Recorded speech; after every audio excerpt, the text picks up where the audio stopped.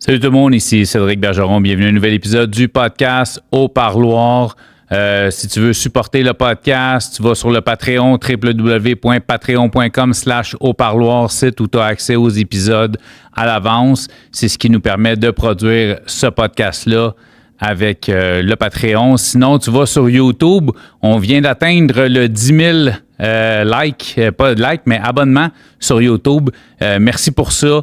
Laissez des commentaires, laissez des likes, partagez les épisodes si vous avez trippé. Petit truc, partage ça sur tes réseaux sociaux. Écoute, ça va te prendre 30 secondes. Puis pour moi, ça donne un bon coup de pouce. Leila, aujourd'hui, on a reçu Leila qui a 20 ans. Puis un background qu'une personne de 70 ans ne devrait même pas avoir. Ça n'a aucun sens. Une victime, puis je l'ai dit dans le podcast, puis je vais leur dire dans l'intro, j'en ai reçu des victimes, puis je vais continuer à recevoir des victimes, surtout des victimes féminines, parce que on n'en reçoit pas trop. On leur donne... Ils n'auront jamais assez de place pour venir parler de ce qu'elles ont vécu. Surtout pas avec... des trucs qui peuvent sortir comme des podcasts, qui, on dirait, veulent nous ramener en arrière. Je sais que j'en parle pendant le podcast, puis je leur parle dans mon intro parce que s'il y a quelque chose en ce moment dans la société qui m'écoeure, c'est un peu ça. Leila, 12 ans, premier viol, 13 ans, premier client, pimpé, enfermé pendant 8 mois dans une chambre d'hôtel, né d'une mère escorte, toxicomane, d'un père pusher. Ça part mal une vie. Consommation, fugue, DPJ, violence paternelle, violence psychologique, violence physique, violence conjugale. Elle a vécu toutes les sortes de violences. Elle en est même devenue elle-même une personne violente. L'amour de ses enfants, le fait ramener dans le droit chemin. Elle a un fils de 4 ans qui est en processus d'adoption avec la DPJ. Elle est enceinte en ce moment. Puis tout se passe bien dans sa vie pour qu'elle puisse garder cet enfant-là. Elle fait des meetings. Elle est avec un bon gars finalement dans sa vie. Un background à l'âge de 20 ans qu'on ne devrait pas avoir. Merci Leila pour ton partage. Merci à vous autres pour votre écoute. Au Parloir.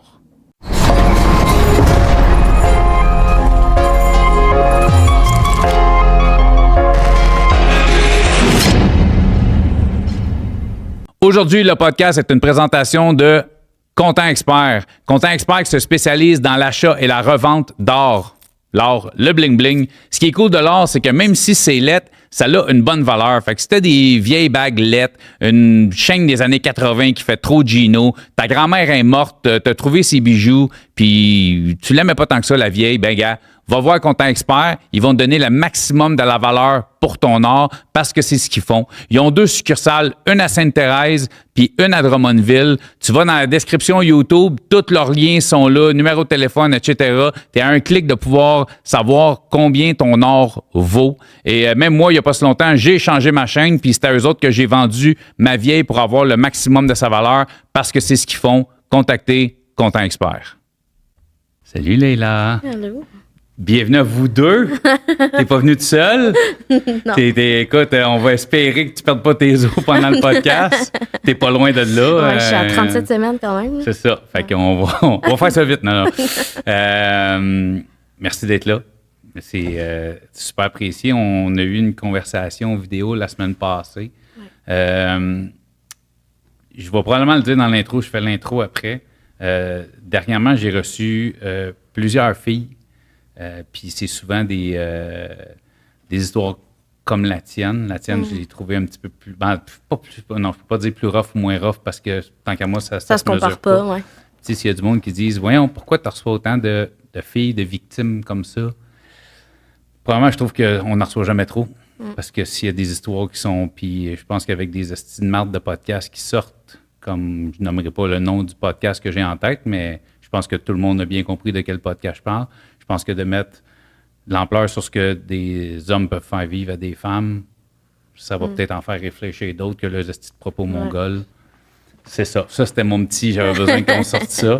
Écoute, je connais pas toute ton histoire parce que, tu sais, comme je te disais, dis-moi-en pas trop, je vais en garder pour le podcast. Puis on avait de la misère à s'entendre, puis j'avais de la misère à pas te poser des questions parce que c'est en moi. Ça commence jeune. Moi, je commence toujours, je demande toujours aux gens de commencer par leur début de leur histoire. On va y aller par la jeunesse. Tu as grandi dans quel coin, quel secteur, quel style de famille? Ben moi, j'ai grandi dans le sud-ouest de Montréal. Puis avec mon père et ma mère. Ça faisait déjà comme, je pense, 11-12 ans qu'ils étaient ensemble. Puis, ouais, ben là, ben moi, je suis apparue. Puis, T'es-tu la seule? T'es-tu juste un enfant? Ou, non, ben dans le fond, mon père a eu comme une femme avant ma mère, avant de rencontrer ma mère. Puis mon père, dans le fond, c'était un pusher. Fait que, dans le fond, il a rencontré ma mère dans un party et ma mère était une escorte. Fait que ma mère a comme côtoyé mon père assez souvent. Puis ben, c'était à ce moment-là que mon père a laissé comme cette femme-là. Puis ben, lui, il a eu un enfant avec elle. OK. Puis ma mère avait déjà eu une autre fille aussi. Fait que t'as comme deux demi-sœurs. Ouais, c'est ça. Avec deux, OK. Ouais, fait que j'ai une sœur du côté à mon père puis une sœur du côté à ma mère. OK. Mais là, attends, là, on part, fait qu'en partant, toi, à ta naissance, est-ce que c'est encore ce que tes parents font? C'est-à-dire ton père pusher, ta mère escorte. Ouais. Fait qu'à ta naissance, tes parents, c'est ce qu'ils font. Ouais. Je juge pas, mais ça, c'est... C'est déjà... moi, je trouve que c'est déjà assez rough, là. Non, de naître là-dedans, je trouve que c'est déjà assez Puis on parle de quelle année on va dévoiler ton âge, là, mais fait que c'est au début des années 2000, si je me trompe pas, ton âge, début vingtaine. Ouais. OK, fait OK, puis ben, écoute, je te laisse continuer. Excuse-moi, c'est juste... Puis, ben, c'est ça. Puis, mon père, quand je suis arrivée, je pense après comme 1 an, je pense, après 1 an, comme de ma naissance, il a comme mis ça de côté. Fait qu'il a arrêté de vendre la drogue. C'est ça, OK. C'est ça. Ma mère aussi, elle a comme arrêté, enceinte de moi, elle a arrêté d'être travailleuse du sexe. Puis là, ben, ils ont comme, mon père travaillait, ma mère était à la maison avec moi.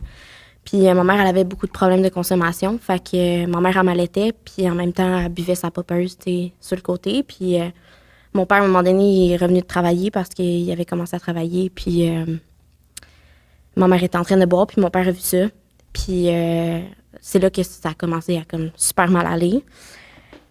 Puis ma mère, elle avait comme des gros problèmes de consommation. Fait que veux pas, elle trompait toujours mon père. Puis mon père a beaucoup de problèmes de colère. Fait que moi, depuis très jeune, je vois ça à la maison. Je vois comme mon père frapper ma mère. OK, quand ça a commencé à mal aller, c'est ça que tu veux dire. Fait que là, la violence conjugale a embarqué. Oui, parce qu'en plus, ma mère devait se cacher pour consommer. Parce que mon père était comme, c'est pas vrai que tu vas consommer comme... En allaitant ma fille. Oui, c'est ça. Puis ni alentour de ma fille non plus. Fait que vu que mon père, tu sais, il avait comme décidé de lui d'arrêter. Changer un peu sa vie. C'est ça. Il pensait que pour ma mère aussi, ça allait être facile de faire ça, comme que lui, ça a été facile, tu sais. Je fais juste te poser la question. Parce que ton père, oui, il a changé de vie parce qu'il vendait là, mais ton père, c'était un consommateur aussi? Ouais. Ou... OK. Ouais. Mais lui, il a eu plus de facilité à tirer à la plug, autant sur la vente que sur... Ouais. OK. Ouais. Puis ma mère, ben, ça a été un petit peu plus difficile parce que je pense que, tu sais, ma mère, elle a commencé ça quand même très jeune, hein, fait que ça a été difficile pour elle.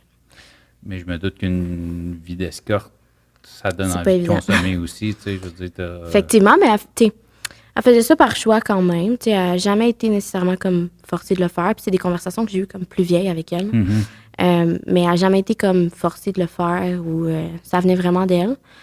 Mais quand même, quand tu es dans un... Moi, ayant vécu ça... Ben, c'est ça. On ne rentrera pas tout de suite dans ton parcours, mais je connais un peu ton parcours. Est-ce que... Tu sais, je veux dire, si ta mère... de tout ce que tu vas me parler aujourd'hui, si ta mère écoute le podcast, est-ce qu'elle va apprendre des choses ou... Oui. OK. Ma mère va apprendre des choses. Mon père va apprendre des choses aussi. Ça risque probablement pas de se rendre à elle ou à mon père. OK. Non, mais en voulant dire, si tu avais eu... parce que tu m'as dit, c'est des choses que tu as parlé plus tard avec ta mère. Ouais. Moi, je sais ce que tu as vécu. Fait que c'est-tu par rapport à ça ou tu parlais juste de son vécu à elle ou tu parlais un peu de ce que toi, tu as vécu? Ce que moi, j'ai vécu. OK. Ouais. Il y a beaucoup de choses que, tu sais, j'ai cachées pendant longtemps à mes parents et même encore à ce jour, tu sais, que... Parce que, tu sais, c'est pas des choses que j'aborderais nécessairement avec mes parents, pas pour le non, moment. mais c'est plus peut-être quoi, pour pas leur faire du mal, pour pas le... Ouais. C'est souffrant d'apprendre que ton enfant a souffert à ce point-là. C'est comme pour pas qu'il y ait le sentiment comme d'échec en tant que parent, tu sais. J'ai pas réussi à protéger mon enfant de la prostitution, j'ai pas réussi à protéger mon enfant des familles d'accueil, des centres jeunesse, de la violence, tu sais. Fait que là, toi, tu vois la violence chez vous, ta mère dans des états autant physiques, peut-être dû à la violence, puis à cause de la consommation. Fait moi, c'est quoi la relation que tu as avec tes parents? Je veux dire, oui, t'es jeune, tu as une jeune enfant. Ben, moi, je suis très, très proche de mon père. Très, très, très proche de mon père. Puis ma mère, je suis un peu moins proche parce que ma mère, après son congé, comme elle a comme eu un congé de maternité, là. Puis elle aussi, elle s'est trouvé un travail, puis elle travaillait avec les sœurs dans une cuisine. Fait qu'elle faisait la cuisine pour les sœurs. Puis ma mère, elle me disait toujours que d'aller travailler, c'était des vacances. Fait que quand elle revenait à la maison, elle disait « Ah, j'ai hâte de retourner en vacances. » Tu sais, puis elle me disait que c'était le travail, ses vacances. Dans le sens que s'occuper de toi, considérer ça comme un travail, puis quand elle était à job, pas s'occuper de toi, c'est des vacances. Puis en même temps, tu sais, quand j'ai eu des conversations avec elle plus tard, elle me disait que c'était des vacances pour elle aussi de pas comme endurer mon père et toute sa colère. Puis parce que quand elle revenait de travailler, souvent, elle était en état d'ébriété, tu sais, elle buvait sur la job. Puis elle revenait à la maison, puis il fallait qu'elle se tienne sur les murs, puis elle se faisait pipi dessus tellement que, tu sais, c'était intense. Puis moi, tu sais, je voyais tout ça, puis mon père, tu sais, ça le mettait hors de lui, là. Fait que ça finissait toujours en bagarre ou, tu sais, mon père a déjà traîné ma mère par les cheveux jusqu'au bord de l'eau, puis moi, j'étais tout seul dans la maison, tu sais. Quand tu dis qu'aujourd'hui, tu as une belle relation avec ton père, je veux dire, c'est malgré tout ça, je veux dire, tu y as pardonné, il a-tu changé aujourd'hui? Il a changé. C'est sûr qu'il a arrêté de consommer de la drogue, mais il est toujours autant alcoolique. Tu sais, un alcoolique reste un alcoolique. Il boit pareil. Il boit quand même à tous les jours. Puis s'il n'y a pas ça, c'est à ce moment-là qu'il devient comme hors de lui et ultra violent. Puis, contrairement à d'autres mondes qui, quand ils boivent, deviennent plus agressifs. Lui, c'est s'il ne boit pas qu'il devient... C'est comme lui faire un sevrage d'alcool, ça ne fait pas. Là. Ça ne fait pas. Il y a eu des fins de semaine où est-ce qu'il se dit « Ah, je ne boirai pas en fin de semaine. » Puis c'est le bordel chez nous. Là. Autant que moi, je pouvais être frappée par mon père ou mon père m'a déjà pris par la gorge, là, monté sur le mur, puis pour absolument rien, là, pour une niaiserie, dans le fond. Tu as réussi à passer à travers ça aujourd'hui, tu arrives à avoir une relation quand même. Oui, parce que je vois, mon père a fait beaucoup d'efforts quand même pour.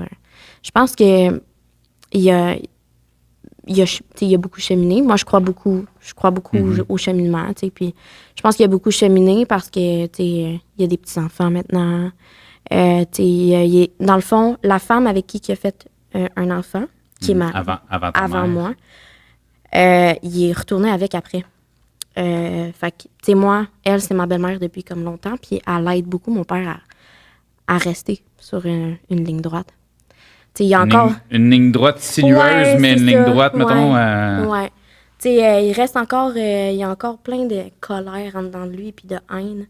Fait qu'une moindre petite chose, ça va le faire exploser, là, t'sais. Je te pose la question parce que tu disais, tu sais, quand on parlait de ta mère tantôt, tu disais, tu sais, c'est des conversations que j'ai eues plus tard avec ma mère. Mm-hmm. Est-ce que tu as eu des conversations peut-être un peu plus deep avec ton père ou tu sens pas qu'il y a une ouverture à discuter de... Non? Non, il n'y a pas d'ouverture avec mon père parce que mon père, il est comme mindé un peu sur la vieille mentalité, là, de genre... Puis il est très... tu sais, je veux dire, pour moi, moi qui aujourd'hui, qui est dans les alcooliques anonymes, comprend beaucoup plus de choses qu'avant. Fait qu'il y a des choses que je peux parler avec mon père, puis il y a des choses que je peux pas parler avec parce que, je sais jamais comment il va réagir. Tu sais, comment il va le prendre, il va-tu se fâcher? Puis moi, je veux éviter ça. Moi, je suis comme... Ouais, il va être plus comme « Ah, Chris, il n'y a rien là, t'exagères. Ouais, c'est ça. Il y a une génération de... Ça. Ouais. OK, ouais, non, j'ai plusieurs personnes en tête qui parlent de ça. J'ai quand même des conversations que j'ai essayé d'avoir avec du monde. Je fais « Ah, OK, ouais, peine perdue, là. OK, je feel. » Puis, si je continue, tes parents se sont séparés. T'avais quel âge à peu près? J'avais 5-6 ans. Okay. J'avais 5-6 ans quand mes parents se sont séparés. Puis cette soirée-là, c'est comme... je pense que c'était la soirée de trop. Hein. Ma mère était revenue... C'était comme proche de Noël. Ma mère était revenue d'un 5 à 7 avec la job. C'était comme le party de Noël. Avec des bonnes sœurs? Ouais. On dirait que, je sais pas, 5 à 7 de party de Noël, j'imagine mal, on venait cocktail dans un party avec des bonnes sœurs. Non, ben, tu sais, c'était comme les collègues. Ouais, je comprends. Puis c'est ça, quand il était revenu à la maison, ben, elle était sûre, tu sais. Puis on avait attendu ma mère, comme, justement, là, tu sais, à partir de 7 heures, je veux dire, un sac à 7, c'est fini, là. Puis je me rappelle, tu sais, même, on avait mangé... tu sais, je me rappelle du plat qu'on a mangé, moi et mon père, puis on avait fait un plat à ma mère, tu sais. Puis on attendait ma mère, puis ma mère, elle arrivait pas, puis il était comme super tard, il était comme 11 heures. Puis moi puis mon père, on s'était mis un film, puis ma mère est revenue à la maison, puis elle se tenait sur les murs, elle s'en allait aux toilettes, puis mon père a dit « OK, je pense que c'est le temps que tu aies te coucher ». Puis quand je suis partie dans ma chambre, ben j'entendais, tu sais, crier, puis parler fort, puis ça bardassait d'un bord puis de l'autre, puis... à un moment donné, j'entendais plus rien, fait que je suis sortie de ma chambre, puis moi, comme une enfant très, très nerveuse, qui vivait pas ses émotions parce qu'il avait peur, tu sais, moi, j'avais vraiment peur de mon père. Des réactions, je comprends. Fait que moi, j'ai envie de faire pipi. Moi, quand je suis stressée, là, j'ai super envie de faire pipi. Fait que je sors de ma chambre pour aller faire pipi, puis je vois mon père en train d'étrangler ma mère, tu sais. Puis ma mère, comme, qui bouge pas. Fait que moi, je crie, tu sais, je crie « Papa, lâche maman, tu sais. Puis mon père, il revient comme à la réalité. Puis il lâche ma mère, puis moi, je saute sur ma mère. Puis ma mère, elle se faisait pipi dessus, tu sais. Puis je saute sur ma mère, puis je shake ma mère, puis « Maman, réveille-toi », tu sais. Ma mère, elle reprend son souffle, puis pour vrai, je sais pas comment c'est arrivé, là, tu sais. Elle était toute mauve, toute... Puis elle est venue dans la chambre avec moi, puis elle m'a dit « Leila, si jamais je me sépare, tu sais, de ton père, est-ce que tu veux venir habiter avec moi, tu sais? » J'ai dit « Oui, maman. » Puis elle s'est endormie comme ça, puis je me suis endormie comme ça, puis le lendemain, j'étais tout seule avec mon père. Ma mère est allée travailler, puis ma mère, elle avait une collègue de travail qui était comme proche d'elle, tu sais, puis ils faisaient des trips ensemble. Puis cette collègue-là, elle vient cogner à la porte parce qu'elle a vu comme le coup à ma mère. Mm-hmm. Ma mère, elle a essayé de le cacher, mais tu sais. Fait qu'elle vient cogner à la porte de chez nous, puis elle dit à mon père, moi, je prends Leila, sinon j'appelle la police, tu sais. Fait que c'est comme ça que je suis sortie de chez nous, plus jeune. Puis ça a été comme la dernière fois que mes parents ont été ensemble. Là, j'ai pas voulu te couper, mais là, t'étais jeune, je comprends. Mais as-tu l'impression que si t'étais pas sortie de ta chambre à ce moment-là, puis t'avais pas... Ah, ma mère serait morte. Hein. Ouais. C'était comme la fois de trop, là. Il était vraiment parti, là, ouais. Ça se finissait, c'était féminicide, là. C'était... Ouais. Puis t'as quoi, 5-6 ans, tu me disais? Ouais, environ ça, ouais. 6 ans peut-être, ouais. Puis je sais pas pourquoi, tu sais, puis écoute, moi, j'essaie de réfléchir à des choses quand j'avais 5-6 ans, c'est flou, puis j'ai l'impression que tu as ce souvenir-là frais comme ça s'était passé hier, de la façon que tu me le racontes. Ah ouais, là, je me rappelle du repas qu'on avait fait, moi et mon père, ensemble pour ma mère. Je me rappelle la robe que ma mère portait, là. Je me rappelle la couleur. Tellement des événements qu'un enfant ne devrait jamais vivre, tu sais. Puis que tu es partie avec cette femme-là, la collègue de ta mère? Oui, je suis partie avec elle. Puis par la suite, ma mère a dit « Ah, moi, je veux aller en thérapie. » Puis ça me donne des points pour aller chercher la garde de ma fille, tu sais, complètement. OK. Puis, fait qu'autant qu'elle disait qu'elle allait travailler, c'était des vacances, mais tu sais, j'imagine que c'est des paroles qu'elle disait quand elle était pas tant jeune, j'imagine. Là, tu sais. Ouais. Mais elle voulait quand même ton bien. Moi, je pense qu'elle voulait plus se servir de moi. OK. Pour faire chez mon père parce que j'étais comme tellement importante pour mon père. Puis j'étais sa petite dernière. Là, fait que. Ouais, OK, fait qu'elle l'a fait, elle le faisait pas pour les bonnes raisons. Je pense pas, non. Je pense pas. C'est mon opinion, mais tu sais, je pense que. Non, mais écoute, c'est tellement une chose qu'on voit régulièrement, des parents qui vont utiliser les enfants pour faire du mal à l'autre. Puis c'est. Ça, là, moi, il n'y a rien qui. Mais en même temps, je pense que en même temps, ça y a fait comme un peu de bien parce que la ça thérapie, l'a amené, c'est ça. Oui, non, parce qu'en même temps, elle a réfléchi à une manière de venir chercher la garde de moi. Puis sa manière à elle, ça a été de se dire « Ah, ben je vais aller en thérapie. » Puis ben quand elle est partie en thérapie, moi, je suis partie en famille d'accueil. Là, OK, c'est là que la DPJ est rentrée en thérapie. Parce que ton père, il n'a pas essayé ou il ne voulait pas parce qu'il allait porter veux dire, ta mère aurait porté plainte pour voie de fait ou quelque chose comme ça? Non, ma mère n'a jamais porté plainte. Elle a déjà appelé la police puis tout, mais elle n'a jamais comme porté plainte, puis la police non plus. Mais si tu t'es retrouvée en famille d'accueil, pourquoi pas chez ton père? Parce que dans le fond, cette collègue-là, elle voulait pas me ramener chez mon père. Puis elle, ma mère, elle s'en allait en thérapie. Puis j'allais pas rester avec... Une inconnue. Ouais, c'est ça, tu sais. Okay. Fait que finalement, j'étais allée en famille d'accueil, puis cette famille d'accueil-là était comme tellement parfaite devant les yeux de la DPJ, tu sais. OK. Ben, c'était comme juste un petit un moment, là, un 60 jours, pour que mon père puisse comme faire l'évaluation de capacité parentale. OK. Puis être sûr qu'il soit comme apte de m'avoir, puis de prendre la garde légale complète de moi. Pendant que ta mère était en... C'est ça. Fait que, puis c'était une longue thérapie quand même. Je pense que c'était comme un 6 mois. Un 6 mois fermé. Puis, ouais, fait que, puis cette famille d'accueil-là, ben, quand je suis rentrée là-bas, moi, c'était des Québécois, normal, tu sais, j'avais ma chambre, j'avais une chambre verte, c'était pas beau. Puis... C'est fou, non, mais c'est fou les détails qui nous frappent quand on est jeune, hein? Ouais, mais tu sais... certains souvenirs qui sont... Puis c'est pas des choses que je peux leur dire, là. Parce que moi, chez moi, là, moi, je pouvais pas dire grand-chose, là. Je pouvais pas dire « Hey, j'aime pas ça. J'aime pas ce repas-là. Cette couleur-là est pas belle. Elle est pas mauve. Moi, j'aime telle couleur ou j'aime telle chose. » Je pouvais pas dire ça parce que j'ai toujours eu peur de la réaction de mon père. Okay. Tu sais, moi, je voyais toujours mon père frapper ma mère, là. Fait que de dire à mon père « Hey, papa, comme, j'aime pas les tomates. » Ben, j'allais pas lui dire ça parce que peut-être qu'il allait me frapper moi aussi, là, tu sais. Fait que, en arrivant là-bas, moi, j'ai pas dit arc, la chambre est pas belle. Tout de suite, ils ont vu que j'étais une enfant comme renfermée, puis j'avais beaucoup de peine. Fait que quand j'étais à l'école, mes notes étaient comme de la merde. C'était vraiment de la merde. Puis la première fois que le bulletin est sorti, la famille d'accueil, ils ont vu mon bulletin, puis ils ont comme disjoncté. Là. Puis la DPJ était pas à la maison tout le temps. Ils ont disjoncté, puis ils m'enfermaient dans ma chambre, puis barraient la porte. Puis me lançaient des pains piteux en dessous de ma porte. Puis c'était ça que je mangeais, tu sais, pour souper et pour déjeuner. Puis après ça, je partais à l'école. Puis dans le fond, pour avoir un repas normal comme eux, fallait que j'aie des bonnes notes à l'école. Ça a toujours, comme, pendant ces 2 mois-là, ça a été comme la performance, la réussite. Mais c'est tellement logique. Je veux dire, un enfant sous-nourri va performer à l'école en sport. Là, un enfant placé dans des PJ, clairement, habituellement, c'est pas parce que tu t'assors d'un milieu simple, tu donnes des pains piteux à manger. À ce moment-là, j'ai vraiment senti que c'était comme tout ce qui arrivait avec mon père et avec ma mère, on dirait que c'était comme c'était de ma faute. C'est comme on te punit toi pour ce que tes parents ont fait parce que moi, je suis pas capable d'être trop concentrée à l'école. Fait que... Non, mais ça, moi, ça vient me chercher. Moi, c'est comme, dans ma tête, une famille d'accueil, tu fais ça pour aider des jeunes. Tu fais pas ça pour maltraiter des jeunes puis pour un chèque à la fin du mois, tu sais. C'est ça. Je comprends. Tu veux dire, si tu as plusieurs enfants chez vous, tu peux pas avoir une job, le gouvernement te paye pour être famille d'accueil.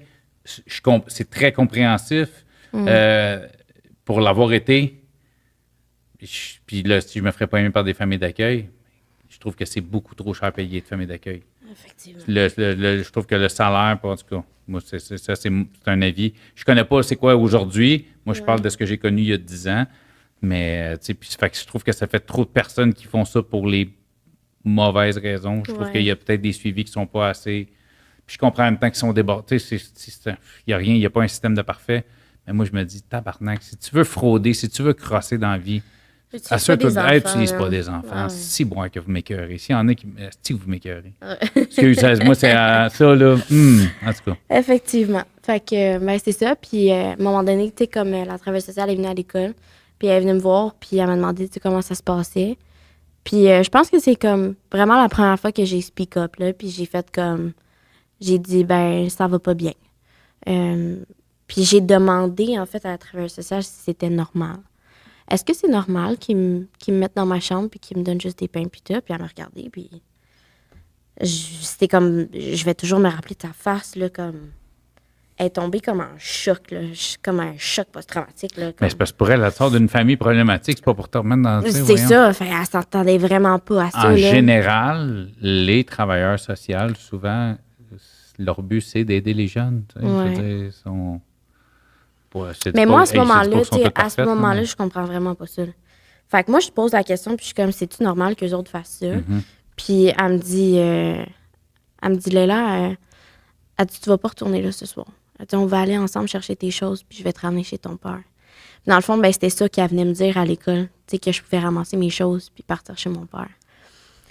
Puis à ce moment-là, ça m'a vraiment soulagée, là. Ça m'a complètement soulagée. Puis... T'as aucune idée de ce que cette famille d'accueil-là est? Ah non, fuck all, puis je veux pas le savoir. On va espérer qu'ils l'ont fermé avec le cadre fait lâcher. Ouais, c'est ça. Ben d'après moi, oui, là, tu sais, je veux dire, tu fais ça à un enfant de 6 ans, man, en plein temps de Noël, là, je sais pas, là.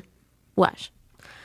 Fait que c'est ça, puis là, ben, je me ramasse chez mon père, puis mon père a trouvé comme un appartement, comme, encore dans le sud-ouest de Montréal. Puis... j'ai une chambre encore verte. Avec des décos. Mais tu sais, je veux dire, c'est avec mon père. Fait que pour moi, c'est comme... C'est correct, là. Tu sais, c'est pas... Je m'en fous un peu. Puis mon père a toujours, tu sais... il a continué d'avoir un travail comme legit. Puis j'avais une gardienne le matin qui m'amenait une petite madame, là, tu sais. Mais ta relation avec ton père, toi, ton père solo, c'était-tu quand même plus sain? Oui, c'était un peu plus simple, mais tu sais, ça n'a pas pris de temps que ma belle-mère est revenue dans le chemin. Là. OK. Ben, la femme que... Ouais. C'est ça. Ça n'a pas pris de temps qu'elle est revenue dans le décor parce que mon père avait de la misère à subvenir à nos besoins, tu sais. Fait que ma belle-mère, elle faisait des épiceries, puis elle nous amenait ça à la maison, puis la fin de semaine, on allait chez eux. Fait que c'est un peu pour ça que c'est devenu comme ta mère, cette femme-là. Ouais. C'est devenu la figure maternelle que tu n'as jamais eue. Ouais. Là, oui, vraiment. Puis ça, c'était une femme qui était plus clean, pas de consommation, plus... Zéro. Plus ma belle-mère, c'était à la misère à boire une bière, c'est au complet. Là. Je pense qu'elle prend 2 heures pour la moitié d'une bière, là, puis elle a fini même pas. Là, elle n'a jamais... elle allait dans un club et tout, mais elle prenait des Sprites, là, tu sais. Je t'accélère un petit peu sans te brusquer, parce que je sais qu'il y a un événement qui arrive qui va encore une fois chambouler ta vie. Ouais. Sans rentrer dans les détails. Ouais, ben, dans le fond, tu sais, quand tout ça est arrivé, comme, je suis restée quand même en état de choc de tout ce qui s'était passé, tu sais. Puis, je me faisais intimider à l'école primaire. Je me faisais beaucoup intimider. Puis, j'en parlais avec mon père, tu sais, puis tout. Puis, à un moment donné, en 6e année, à partir de 6e année, là, je commençais à sortir mon caractère un petit peu plus. Puis, tu sais, mon père, il m'a toujours élevé en me disant que il a toujours voulu un garçon. T'sais, quand il se fâchait, là, il me disait toujours, de toute manière, moi, je voulais juste un petit gars, tu sais. Fait que, il m'a montré à me défendre comme si j'étais un petit garçon. Puis, entre, comme, l'été de ma 6e année à ma secondaire 1, la première fois que j'ai eu un contact sexuel, ça a été par un viol. Puis ça a été par un petit gars avec qui j'allais justement à l'école, tu sais. Puis... Fait qu'un petit gars de ton âge, de 11-12 ans, genre? Ouais. Ouais. Ouais, puis à ce moment-là, ben c'était comme... je sais pas, c'est comme... C'était pas normal pour moi, mais c'était comme... J'avais pas... Tu sais, j'étais vraiment introvertie, là. Fait que j'ai pas crié, j'ai pas comme... Puis j'en ai pas parlé à personne non plus, tu sais. Puis, écoute, s'il y a aucun justificatif, peu importe l'âge que t'as, mais je me dis, si tu fais ça à 11-12 ans... Ah, définitivement. Moi, aujourd'hui, je comprends que définitivement... C'est parce qu'il a vu ça, c'est parce qu'il a vécu ça, c'est parce que... Il y a quelque chose quelque part. C'est pas, tu sais, je veux dire, c'est pas normal, tu sais, mais Chris... Je suis un esti de terrain glissant. Un viol, c'est pas normal, là, c'est inacceptable. Mais qu'un enfant de 12 ans viole un enfant de 12 ans, ça l'a. Tu sais, je veux dire qu'un gars de 33 le fasse, ça n'a pas plus de sens, mais c'est juste que le gars de 33, il est con. Tu sais, je veux dire, tu es un adulte, tu réfléchis, tandis qu'un petit kid de 12 ans, tu fais pas ça à 12 ans si t'as pas. il y a quelque chose, c'est ça, là, il sait pas, il veut dire, il y avait quelque chose de malsain dans sa vie à lui ici, là, clairement. Là, c'est sûr, définitivement. Puis, tu sais, j'ai gardé ça, puis j'ai rien dit. Mais quand je suis rentrée au secondaire, par exemple, j'ai vu, je voyais comme toutes les petites filles là, qui m'intimidaient comme au primaire, qui rentraient au secondaire avec moi. Puis, à un moment donné, une de ces filles-là, tu sais, elle me dit, après l'école, elle me traite de salope, tu sais. Puis, je sais pas c'est quoi qui s'est passé comme avec moi. Je pense que j'ai vraiment comme trop encaissé depuis trop jeune, tu sais. Puis, je me revire, puis je suis comme, tu m'as traité quoi, moi? Puis là, tu sais, ça part comme en petite chicane, puis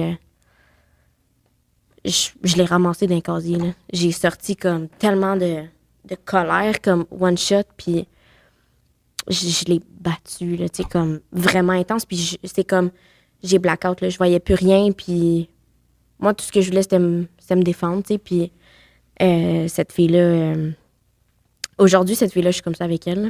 OK, c'est ironique. Aujourd'hui, c'est ma coiffeuse, là. OK. Fait que c'est comme... Mais quand même, à ce moment-là, ça a été pas pire, mais elle a comme... Je sais pas. C'était comme... C'est arrivé comme écoute, ça, puis c'était comme... Même moi, je me suis surprise, tu sais, quand les agents de sécurité m'ont comme... Ils m'ont enlevé, puis tout, puis... Fait que là, je m'en vais dans le bureau du directeur, puis... tu sais, il appelle mon père, puis tout, puis mon père, il vient me chercher à l'école, puis moi, je pense que, tu sais, mon père, il va me tuer pour me ressusciter, pour me retuer, là. Ouais. Mais finalement, mon père, en arrivant à la maison, il m'a dit, c'est-tu elle qui t'intimidait? Puis j'ai dit oui, tu sais. Puis il me dit, ma fille, on va aller manger à Cage au sport. T'es fière? T'es fière de sa fille. T'es fière que sa fille se soit défendue comme un garçon. Parce que c'est toujours ce qu'il a voulu. Ben, j'ai comme, dans ma tête, ça a comme cliqué, j'ai fait shit. Fait que dans le fond, c'est ça qu'il faut pour que j'aie de l'attention de mon père, puis c'est ça qu'il faut pour que j'aie de l'amour de mon père. Fait que... C'est un très mauvais cocktail à mettre dans la tête d'un enfant de 12 ans. Ouais. Fait que j'ai commencé à me battre. Tout le temps. Tout le temps, à tous les jours. Fait que j'étais comme toujours en suspension, puis j'ai été chanceuse qu'il me renvoie pas, là. Puis, je me suis comme créé un petit cercle d'amis au secondaire. Puis, ce cercle d'amis-là, c'était pas nécessairement comme les meilleures fréquentations du monde. Parce que. Je m'en doute, là, si tu tiens avec la fille qui se bat tous les jours, en général, c'est parce que t'es pas un premier de classe. C'est ça. Fait que, on se ramasse toutes comme. Il y a comme l'école secondaire, puis juste à côté, il y a comme le métro. Puis, on se ramasse toutes là au dîner ou après l'école, puis le matin, on se ramasse toutes là. Puis. Eux autres, ils fument. Ils fument du pot, puis ils fument des cigarettes, puis ils sont comme en secondaire 2, 3, des fois même 4. Puis moi, je me ramasse là. Je sais c'est quoi fumer du pot, je sais c'est quoi fumer la cigarette. J'ai jamais essayé, mais ça reste ça quand même. Puis, tu sais, eux autres, c'est comme des gens aussi qui foxent l'école. Fait que j'ai commencé à foxer l'école avec une fréquentation qui était comme, tu sais, dans ce cercle d'amis-là. Elle me dit... T'as-tu déjà comme foxé l'école? Puis là, je suis comme non, je sais même pas c'est quoi, genre. Puis elle me dit, OK, ben prends ton agenda en sortant, non, fais ça de même, blablabla. Fait que là, j'écoute tout ce qu'elle me dit, puis ça marche. Elle me dit, ben là, c'est ça. Il appelle pas chez nous parce que moi, dans le fond. Parce que ton père va être fier si tu pètes la gueule à quelqu'un, mais il va être en crise si tu foxes ouais, parce que mon père aussi, c'était. Mon père, il a un secondaire 5, il a été quand même à l'école des pompiers. Tu sais, mon père, il a quand même des études, puis. Il est bon, là, même s'il est tombé pusher, c'est ça. C'est ça. Attrait de l'argent, mais OK. Mais quand même, tu sais, il a toutes ses études, puis... Fait que pour lui, c'était important, tu sais, que moi, je fasse ça, tu sais. Il veut que je suive sa trace parce qu'il m'a toujours dit qu'il voulait que je sois avocate. Il dit, toi, tu serais une bonne avocate parce que tu es capable de négocier les affaires comme du monde. Puis je suis comme, OK. Moi, c'est pas ça que je voulais. Moi, je voulais être professeur, mais lui, dans sa tête, c'était avocate, tu sais. Fait que... moi, je sors par la sortie des élèves avec mon agenda étampé que je suis en retard. Fait que pour l'école, moi, je suis juste en retard. Je ne foxe pas. Puis moi, je m'en vais. Puis elle me dit, on va aller chez mon cousin. Mon cousin, il est pas là. Puis genre, c'est comme 2-3 immeubles à côté de l'école secondaire. Fait qu'on s'en va chez son cousin. Elle a la clé, on rentre. Puis on s'en va sur le toit. Puis de sur son toit, on voit comme tout le centre-ville. Puis là, ben, elle s'allume un bat, tu sais, puis elle fume, puis elle me passe, elle me le passe, puis là, je suis comme, moi, je vais être cool. Fait que je le fais. Je commence à fumer. Puis je prends goût. Je prends goût parce qu'à ce moment-là, je pense pas à... Je suis gelée, là, tu sais. Je pense pas à l'école qui va peut-être appeler mon père. Je pense pas à mon père. Je pense pas à ma mère. Je pense pas à... Puis pendant toutes ces années-là, petite parenthèse, là, pendant toutes ces années-là, dès la séparation de mes parents jusqu'à secondaire comme 1, j'ai aucune nouvelle de ma mère. Ma mère est comme... À partir du moment où elle est partie en thérapie, t'as pas eu de nouvelles? Je l'ai vue comme une fois en thérapie, à Noël. J'avais été capable comme d'aller la voir avec mon père. Puis ça a été comme la dernière fois que je l'ai vue, là. Là, tu dis de commencer. Bon, là, tu as commencé à fumer du weed, puis je veux dire, t'as plein de blessures, fait que c'est la première fois que tu sens que des blessures, ça s'engourdit avec la consommation. Ouais. Puis il se passe quoi? Parce que là, en tout cas, je te laisse, parce que j'imagine qu'on n'est pas loin. Si tu me parles du cousin, tout ça, je me souviens de certaines histoires que tu m'as contées. Là, c'est ça. Là. Fait que je continue comme de foxer l'école, puis à un moment donné, tu sais, je commence à faire des fuguettes de chez nous. Fait que ça, c'est comme le soir, quand mon père, il dort. Puis je sors par ma fenêtre, puis une journée après l'école, elle me dit « Ah, mon cousin est revenu de vacances. » Puis il fait comme un party chez eux parce qu'il revient, tu sais. Fait que je dis « OK, ben, je vais être là. Je sais c'est où, tu sais. » Elle dit « OK, ben, on va t'attendre, là, tu sais. » Je suis comme « OK. » Fait que je me prépare, puis tout, puis mon père, il dort, puis je m'en vais. Puis j'arrive là-bas, puis en rentrant, il y a quelqu'un qui me tend un plateau avec des verres puis plein de pilules. Moi, je sais pas c'est quoi, mais je m'en fous. Je vais être cool, tu sais. Fait que pour rentrer dans ce party-là, il faut que tu prennes un verre, il faut que tu prennes des pilules. Fait que moi, je prends le verre, puis je prends les pilules, puis j'avale ça. Sans savoir c'est quoi, sans savoir si c'est de l'alcool, si c'est du GH, ça peut être n'importe quoi, là. Moi, je sais pas. Puis, ouais, fait que là, je la vois au loin, puis je m'en vais la voir, puis elle me dit « Ah, je vais te présenter à mon cousin. Tu vas l'aimer. » Puis, fait qu'elle me présente son cousin. On s'en va sur le toit. Puis on parle. Puis il est définitivement beaucoup plus vieux que moi. Là. J'ai comme 13 ans, je pense. Il est définitivement beaucoup plus vieux que moi, mais ça m'attire. Ça m'attire beaucoup parce que ça m'attire dans comment il me parle. Puis il est capable de me charmer. Là, il te parle comme si t'es une adulte. C'est ça. Il te traite pas comme une enfant. C'est ça. Puis sûrement que, tu sais, sa cousine, il a dit que j'étais trop cool, puis peu importe. Là. Fait que finalement, ben, je continue de consommer, puis on consomme ensemble, puis là, tout le monde s'en va. Puis là, il vient me redéposer chez nous, parce qu'il y a un auto, il vient me déposer chez nous, qui est comme même pas 15 minutes à pied, genre. Fait qu'il vient me déposer, puis je rentre chez nous, puis avant de sortir de l'auto, il me donne comme un papier, puis il me dit « Ça, c'est mon numéro, tu m'appelles si jamais quelque chose, je vais toujours être là. » Il dit « En plus, t'habites super proche de chez moi, tu sais. » Il dit « Je fais souvent des voyages d'affaires, mais tu peux comme... » Là, tu sais, je pense que tout le monde a compris, t'es pogné dans quel pattern. First, ton ami d'école, crissement pas son cousin, on va se le dire, là. C'est une recruteuse, même à cet âge-là, parce que ça existe dès les écoles secondaires. En fait, on va se le dire, puis c'est la première chose, parce qu'on va aller plus loin dans ton histoire. Si t'as écouté Fugueuse. Non, j'ai pas écouté Non, Fugueuse. OK, non, mais je parlais plus au monde si on... Moi, parce que quand tu me l'as conté, c'est ce que je t'ai dit. Ouais, puis moi, je t'ai répondu. Moi, j'ai pas écouté Fugueuse parce que on m'a dit que c'était mon histoire tout crachée. J'ai pas envie de réécouter ça. T'as pas envie de réécouter ça, puis parce que c'est ça, moi, quand tu m'en parlais, quand on s'est parlé la semaine passée, j'étais comme... C'est exactement ce pattern-là. Fait que, tu sais, il y en a qui peuvent dire « Ah, c'est-tu si pire que ça? » Ouais. Il y a une personne qui l'a vécu pour vrai en face de moi, là, tu sais, fait que... je te laisse, excuse-moi, je voulais pas... Ouais. Fait que je malheureusement, tu l'as rappelé, j'imagine. Ouais. Parce que j'ai continué de faire des petites fuguettes, puis tu sais, j'étais pas bien chez nous, là. J'étais pas bien chez nous, je pouvais pas consommer comme que je voulais consommer, puis que ça soit weed, speed, coke, peu importe ça soit quoi, tu sais. Je pouvais fuck all consommer, à part de l'alcool. Si tu sais, la consommation, étais-tu déjà à un point où ce que tu sais, c'était le fun ou c'était déjà rendu un besoin? C'était un besoin. C'est vite devenu un besoin parce que, justement, ça gelait les sentiments. Ouais. Puis... Fallait que je me gèle. Ouais. Fait que je continue de faire des petites fuguettes comme ça, puis à un moment donné, pouf, ma mère, elle réapparaît, genre. Mon père, il me dit, viens-t'en, on s'en va faire un tour, tu sais. Fait que j'embarque dans l'auto avec mon père, puis il est comme silencieux, comme vraiment tout le long. Puis on arrive à l'hôpital, devant l'hôpital, puis je comprends pas c'est quoi qu'on fait là, tu sais. Puis il me donne le numéro de la chambre aux urgences, blablabla, puis il dit « Vas-y, je t'attends dans l'auto. » Puis je pose pas de questions. Puis, il te donne pas d'infos, fuck all? Non, fuck all. Fait que moi, je fais un face-à-face avec ma mère, qui est intubée. Qui est à côté, là, juste à côté, là, une civière juste à côté du poste d'infirmière. Là. Ça, c'est parce que ta situation est critique en tabarnak si t'es là, tu sais. Fait que je vais instinctivement, tu sais, je vais comme y tenir la main. Puis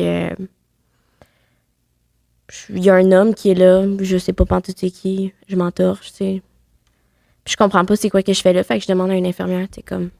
C'est ma mère, on peut-tu m'expliquer comme c'est quoi qui se passe? Puis ma mère, elle a fait une tentative de suicide. Fait que mon premier contact avec ma mère, ben, après comme des années, après un bon 6-7 ans. 6-7 ans, ouais, ça, j'allais dire. C'est ça, tu sais.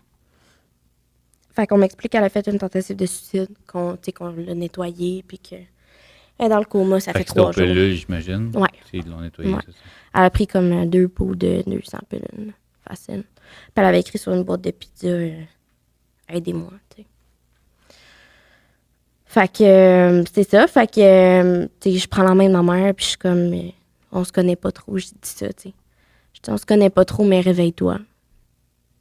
Je pars de l'hôpital, je rembarque dans l'auto. On dit pas fuck all, ni moi ni mon père, tu sais, on se dit fuck all. Puis cette soirée-là, j'ai fugué. J'ai fugué parce qu'il fallait que j'aille consommer, là. Ça... Donc, yes. Mais écoute, j'ai l'impression depuis tantôt. J'ai pas attendu que mon père s'est couché, mettons. Là. J'étais arrivée chez nous, je suis sortie par ma fenêtre. Je m'en crissais bien raide, tu sais. Puis je me suis ramassée avec les policiers, puis j'ai dit, c'est quoi, vous comprenez pas aussi? Je fais tout le temps des fugues, vous me ramenez tout le temps chez nous aussi, vous comprenez pas, je veux pas être chez nous. Elle dit, ouais, parfait. Fait que pack tes sacs, on s'en va au centre. Fait que je m'en vais au centre jeunesse cette soirée-là. Puis... mais moi, c'est pas ça que je veux non plus. Non. Tu sais, ma grande sœur, ben ma demi-sœur, qui est du côté à ma mère, elle avait déjà été comme en centre jeunesse, puis tout, à Laval, puis j'avais déjà été la voir, puis c'était horrible, tu sais. Puis c'est quelque chose qui m'avait comme traumatisée, mais moi, dans ma tête, c'est juste ce centre-là, fait que moi, je veux pas aller là pantoute, là. Tu sais, je veux pas suivre les mêmes traces que ma sœur, je veux pas aller là, fait que non. Je dis, moi, c'est soit que je suis dehors ou soit que je suis en dedans, mais c'est pas vrai que je vais être en dedans au centre. Tu sais, moi, je pense que je connais tout puis que je peux tout faire, là. Tu sais, j'ai quand même juste 13 ans, là. Fait que, elle me dit, ben, tu sais, c'est un centre ouvert, tu peux partir si tu veux partir, mais tu vas te déclarer en fugue, tu vas revenir, puis ça va être encore plus pire, puis tu vas avoir des conséquences. Fait que là, je m'en fous de tes conséquences. Fait qu'elle dit, OK, tu prends vraiment le choix de partir? Je dis, oui, pas de problème. Fait que moi, je m'en vais. Je m'en vais, puis j'ai le petit numéro dans ma poche. Fait que, ouais, je l'appelle. J'appelle le fameux cousin, là. Je l'appelle. Puis, je dis, là, ils veulent me crisser au centre. Non, je suis partie du centre. Viens me chercher. Puis, il dit, OK, c'est bon, ben, je vais être là dans comme 10-15. Je dis, parfait. Fait que je l'ai attendu à comme 2 coins de rue du centre. Puis, il est venu me chercher. Il m'a dit, on s'en va magasiner. Puis après ça, je t'emmène quelque part. J'ai dit, OK. Fait qu'on est allé magasiner, puis on a fait comme 6 heures de route. Puis on est retourné comme à Toronto. Puis là, c'est difficile pour moi d'en parler parce que... T'es pas... tu vas où tu veux aller, tu veux sauter, tu sautes, il n'y a pas de stress avec ça. C'est jamais quelque chose qui est... De toute façon, va pas deep. Je pense pas que les gens... Je pense que tout le monde est capable de comprendre. Ouais. Quand même, si tu veux sauter par-dessus ça. C'est pas quelque chose qui est facile, même. C'est comme... Détail, pas détail, là. C'est genre... Puis c'est pas quelque chose que je parle de souvent, mais... Mais c'est quelque chose de grave. Mais on dirait qu'à 13 ans... C'est très grave. Puis c'est pour ça que j'en parle comme de plus en plus. Parce que tu sais, à 13 ans, c'est vraiment pas normal. Puis autant que même à 33 ans, c'est pas normal, des choses comme ça. Là. C'est pas normal. Ça, je suis d'accord avec ça. C'est pas normal qu'à 13 ans, tu fasses ça. C'est pas normal qu'à 13 ans, il y ait des hosties de clients non plus. C'est ça. Tu sais, je veux dire, s'il y a des filles parce qu'on met tout sur le pimp, là, tu sais, on met tout sur le pimp, mais Chris, ça paraissait bien dans ma face, là, que j'avais juste, tu sais, comme que j'étais super mineure, là. Ben là, Chris, y a pas, t'as beau avoir l'air plus vieille que ton âge à 13 ans, personne qui a de l'air de 24, là. C'est pas parce que une jeune femme en développement a des atouts que nécessairement c'est une adulte automatique, là, tu sais, je veux dire, les tabarnaks de gelée, là, qui venaient, là, les clients gelés, là, qui venaient, là, je veux dire, t'as comme 20 ans de plus que moi, là. T'as 20 ans de plus que moi, si c'est pas plus, là. Tu vas venir me dire à moi, tu sais, que j'ai l'air d'une majeure, là, tu sais. Fait que eux autres sont autant peu pour moi, là. Eux autres sont autant peu que le pimp, là, tu sais. Fait que moi, j'arrive là-bas, puis je rentre dans une chambre de motel, puis il me dit... sur le lit, dans le fond, il y a des wipes, un déshabillé, des talons, puis de la poudre de bébé, puis il me dit, il dit, ça va être ça. C'est ton premier client, il s'en vient dans 1 heure. Puis il y a quelqu'un qui est déjà assis à la table dans la chambre de motel qui va me surveiller pendant 8 mois de temps. Lui, il s'en va aux toilettes quand le client rentre. Ouais. Puis il va se cacher. Ouais, il va se cacher pour pas que, tu sais, il veut pas que je crie à l'aide ou quoi que ce soit, tu sais, puis il veut probablement être sûr que tout se passe bien. Là. Tu te souviens, en dedans de toi, à ce moment-là, tu comprends-tu quand même ou... Non. Non. Non. T'es-tu dans le mood? Tu sais, parce que souvent, ça commence par... Tu sais, c'est « Ah, ben je l'aime, je vais faire ça parce que c'est pour l'aider. » Lui, c'était assez... Non, moi, lui, c'était comme... direct, là. Ouais. C'était pratiquement un kidnapping. Comme, il y avait comme pas le temps de niaiser, là. Comme si ça faisait comme vraiment... ça faisait des années qu'il faisait ça, là. Oh, ben là, clairement. Là, j'étais j'étais la personne parfaite pour lui, là. Ben, c'est une jeune fille qui sort d'un centre d'accueil, c'est pas pour rien qui t'emmène à Toronto, là. Ouais. Montréal, ils vont te chercher. À Toronto, ils vont pas te chercher. Tu l'as dit, on va pas aller plus loin. Là, je pense que sacrément, si tu veux des détails, désabonne-toi de ma chaîne. Là. 8 mois à vivre ça. Ouais. Je mangeais une demi-pointe de pizza par jour. Puis je consommais tellement. Parce que les autres, ils te fournissent autant que tu en veux. Parce que plus t'es défoncé, moins t'as de chance de vouloir partir. Puis exactement. Crier, puis pour lui, tu sais, il m'a vu consommer, là. Fait que pour lui, dans sa tête, c'est comme moi, je suis une consommatrice super régulière, puis comme, il peut me donner n'importe quoi, genre, puis genre, je vais le prendre. Fait que t'es littéralement la cible idéale. Pour un pimp, là, malheureusement. Ouais. Là. Puis tu sais, moi, je connais pas ça, fait que je demande pas mon argent, il est où, je pose pas de questions, je me dope, puis je fais ce que j'ai à faire, tu sais. Alors que c'est pas ça que je devrais faire. Tu sais, je veux dire, à 13-14 ans, là, Chris, je suis supposée être à l'école, tabarnak. Tu supposée faire du rollerblade dans la rue après l'école avec tes amis, puis faire du vélo. C'est ça, tu sais, puis faire de la créateur ou des estignes. Frencher des petits gars de 13 ans. Genre, pas sucer des vieux dégueulasses de 40. Ouais, c'est ça. Fait qu'à un moment donné, c'est comme...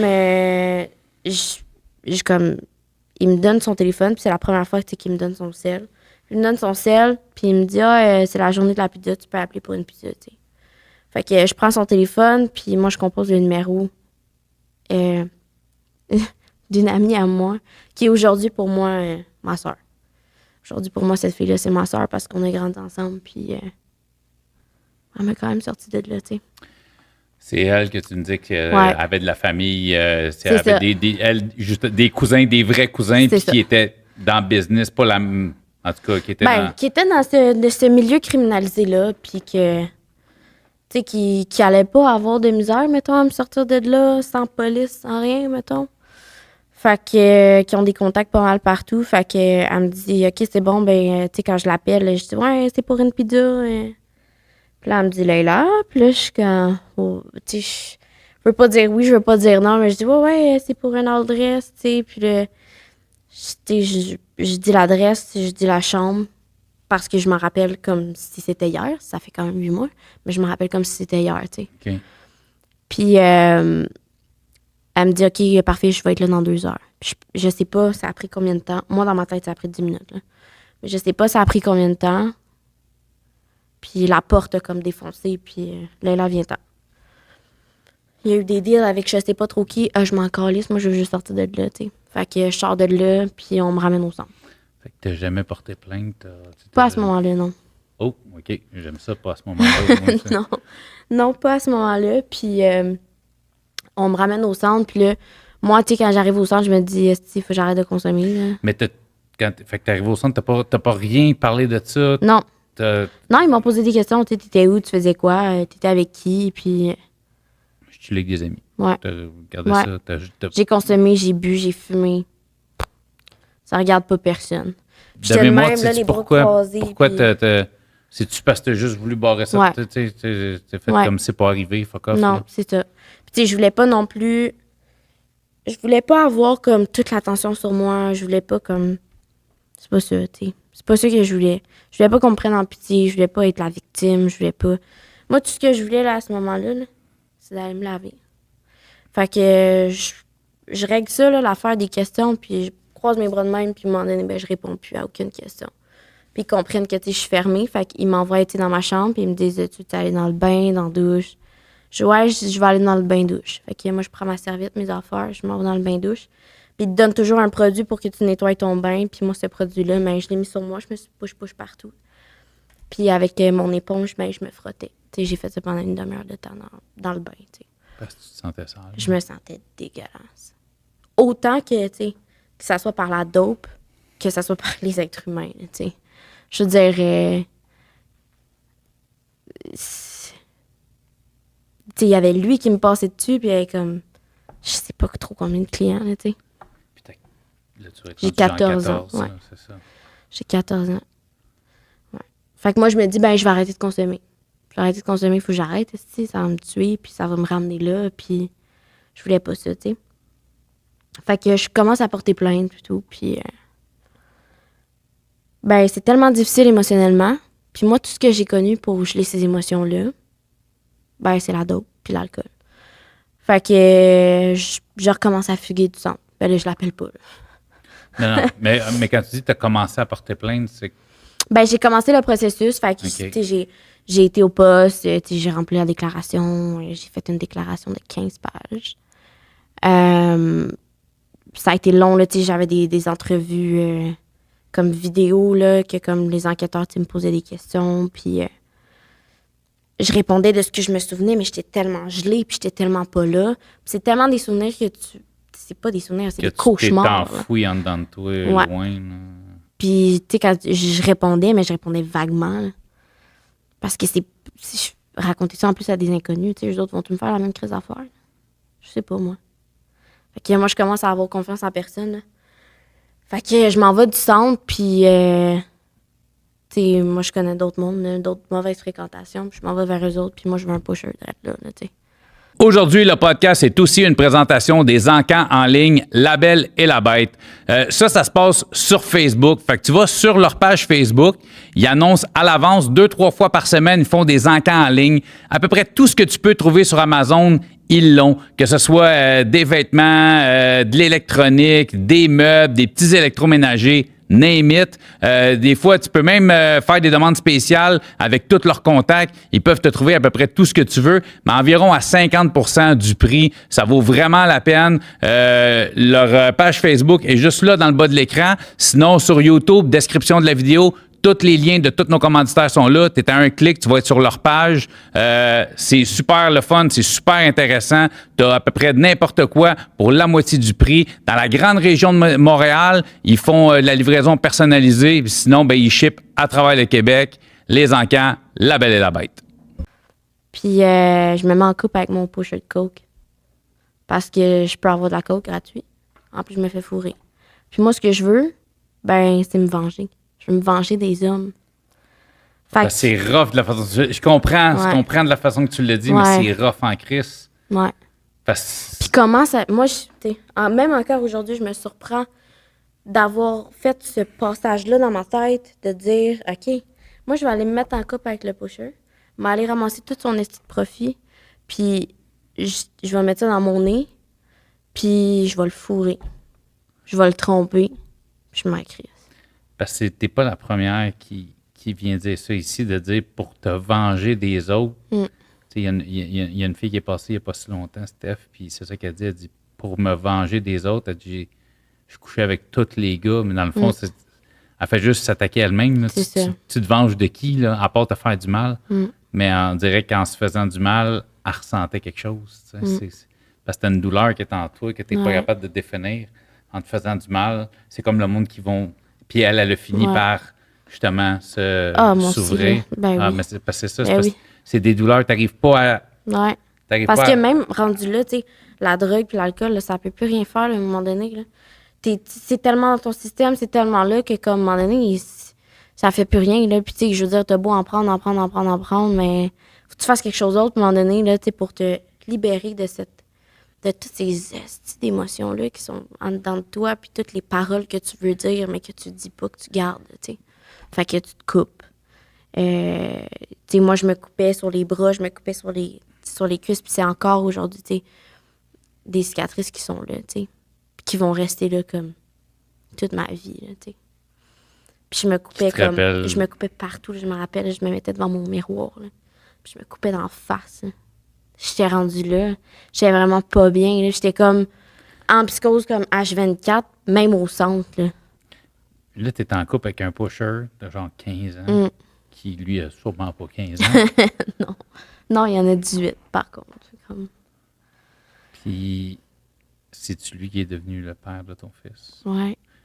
Pas l'enfant que tu portes en ce moment, juste que ce soit clair. Tu as un autre fils, tu un plus grand garçon. Ouais, j'ai un garçon de 4 ans. Fait que c'est lui qui est devenu le père de ton fils. Ouais. Cette relation-là ressemble à quoi? Ben, je veux dire, c'est un pusher, puis il consomme. Fait que... Puis t'es une consommatrice. C'est ça. Fait que... C'est ça. Il y en a pas mal de choses qui se passent dans cette relation-là. Autant que moi, je peux le frapper, autant que lui peut me frapper. Les deux, on se bat, on boit tout le temps. C'est toujours des parties.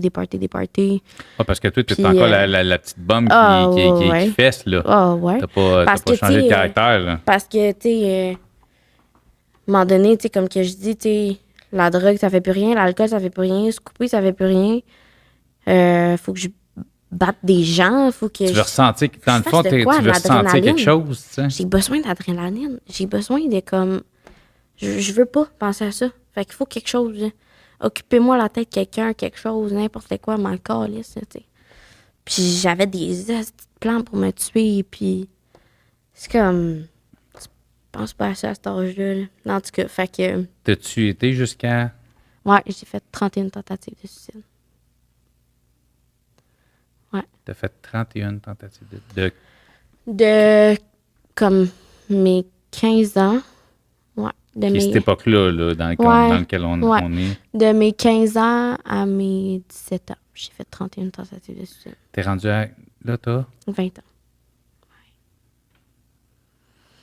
Ouais. T'es tombée enceinte? Ouais, je suis tombée enceinte de lui, puis...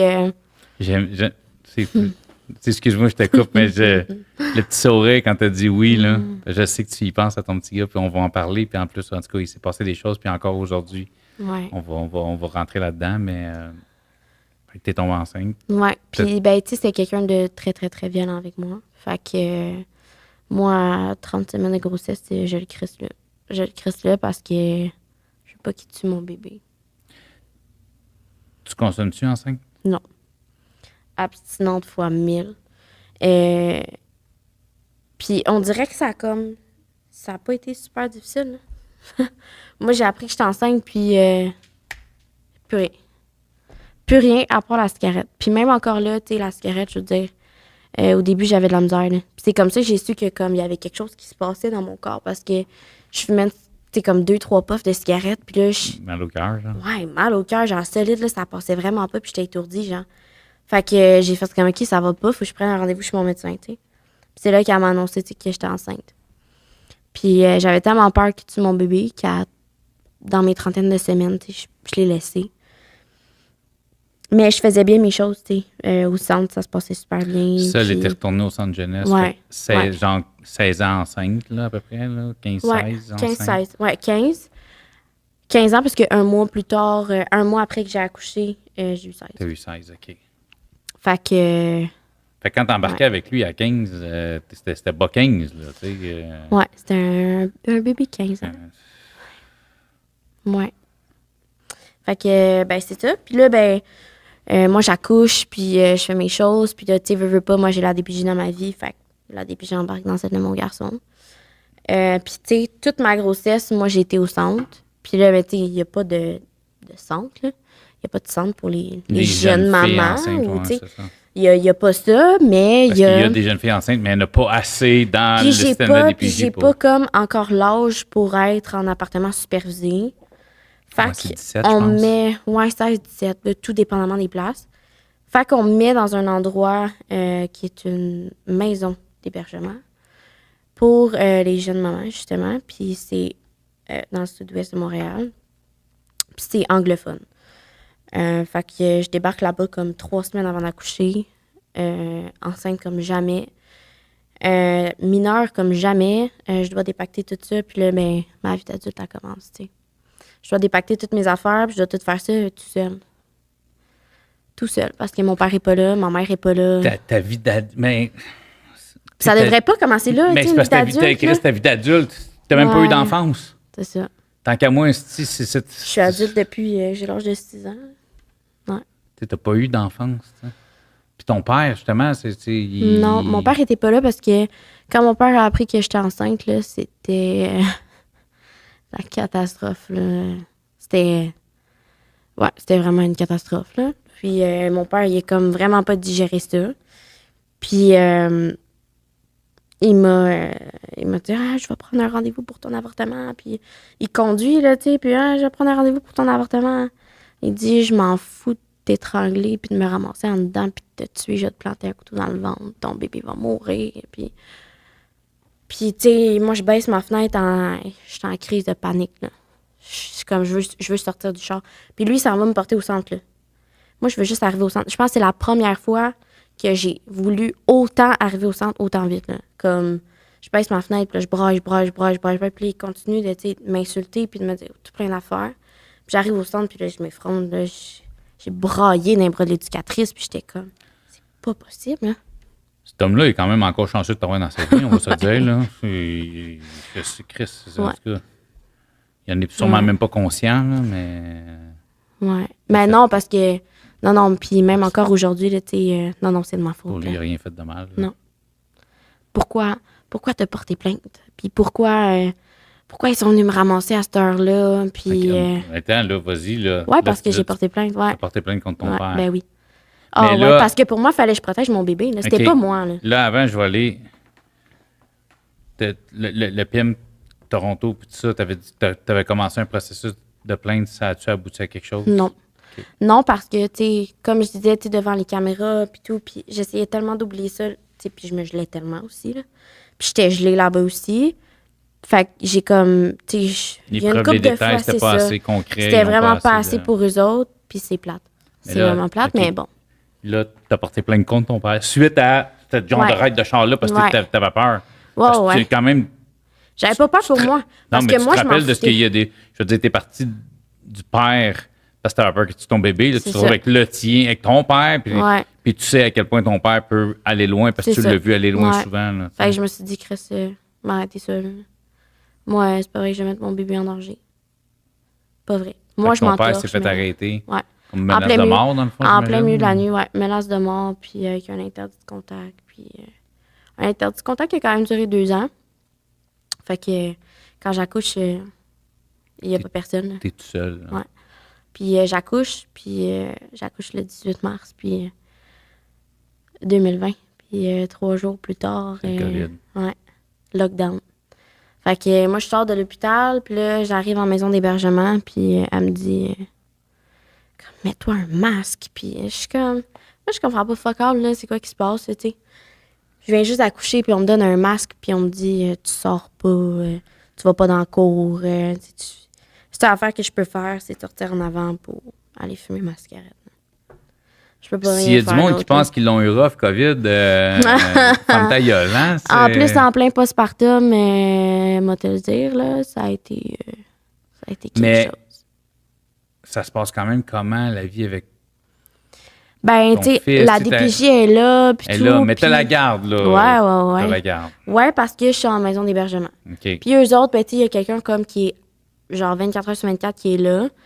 Puis j'ai un suivi social, puis tu sais, eux autres sont vraiment en contact beaucoup avec la DPJ aussi. Okay. Ta couche, consommation... Fuck all. Fuck all parce que j'allaite. Okay. Fait que ça aussi, pour moi, dans ma tête, sachant ce que ma mère, elle a fait quand moi, j'étais jeune, j'ai dit comme, fuck, je veux pas prendre le même pattern qu'elle. Quand est-ce que ça chie? Parce que je sais que ça chie, là. Ouais. Quand est-ce que ça chie? Ça chie quand que, ben dans le fond, tu sais, moi, je sors de la maison d'hébergement, puis parce que dans le fond, on m'a laissé la garde de mon garçon, puis on a fermé le dossier DPJ pour mon garçon, parce que j'ai fait les évaluations de capacité parentale, puis tout était super beau. Okay. Puis, tu sais, même la madame, là, tu sais, la travailleuse sociale, elle me disait, j'ai jamais vu ça de ma vie, là. Tu sais, une jeune femme comme toi qui est elle. Son affaire. C'est ça, qui est elle avec la DPJ, mais pas son enfant. Elle dit, moi, j'ai jamais vu ça de ma vie, tu sais. Fait que j'ai réussi à sortir de la maison d'hébergement, je m'en vais chez la mère d'une amie, puis après ça, je déménage en appartement supervisé. Ben, c'est semi-supervisé. Il y a quelqu'un qui est toujours là, mais je suis en appartement quand même.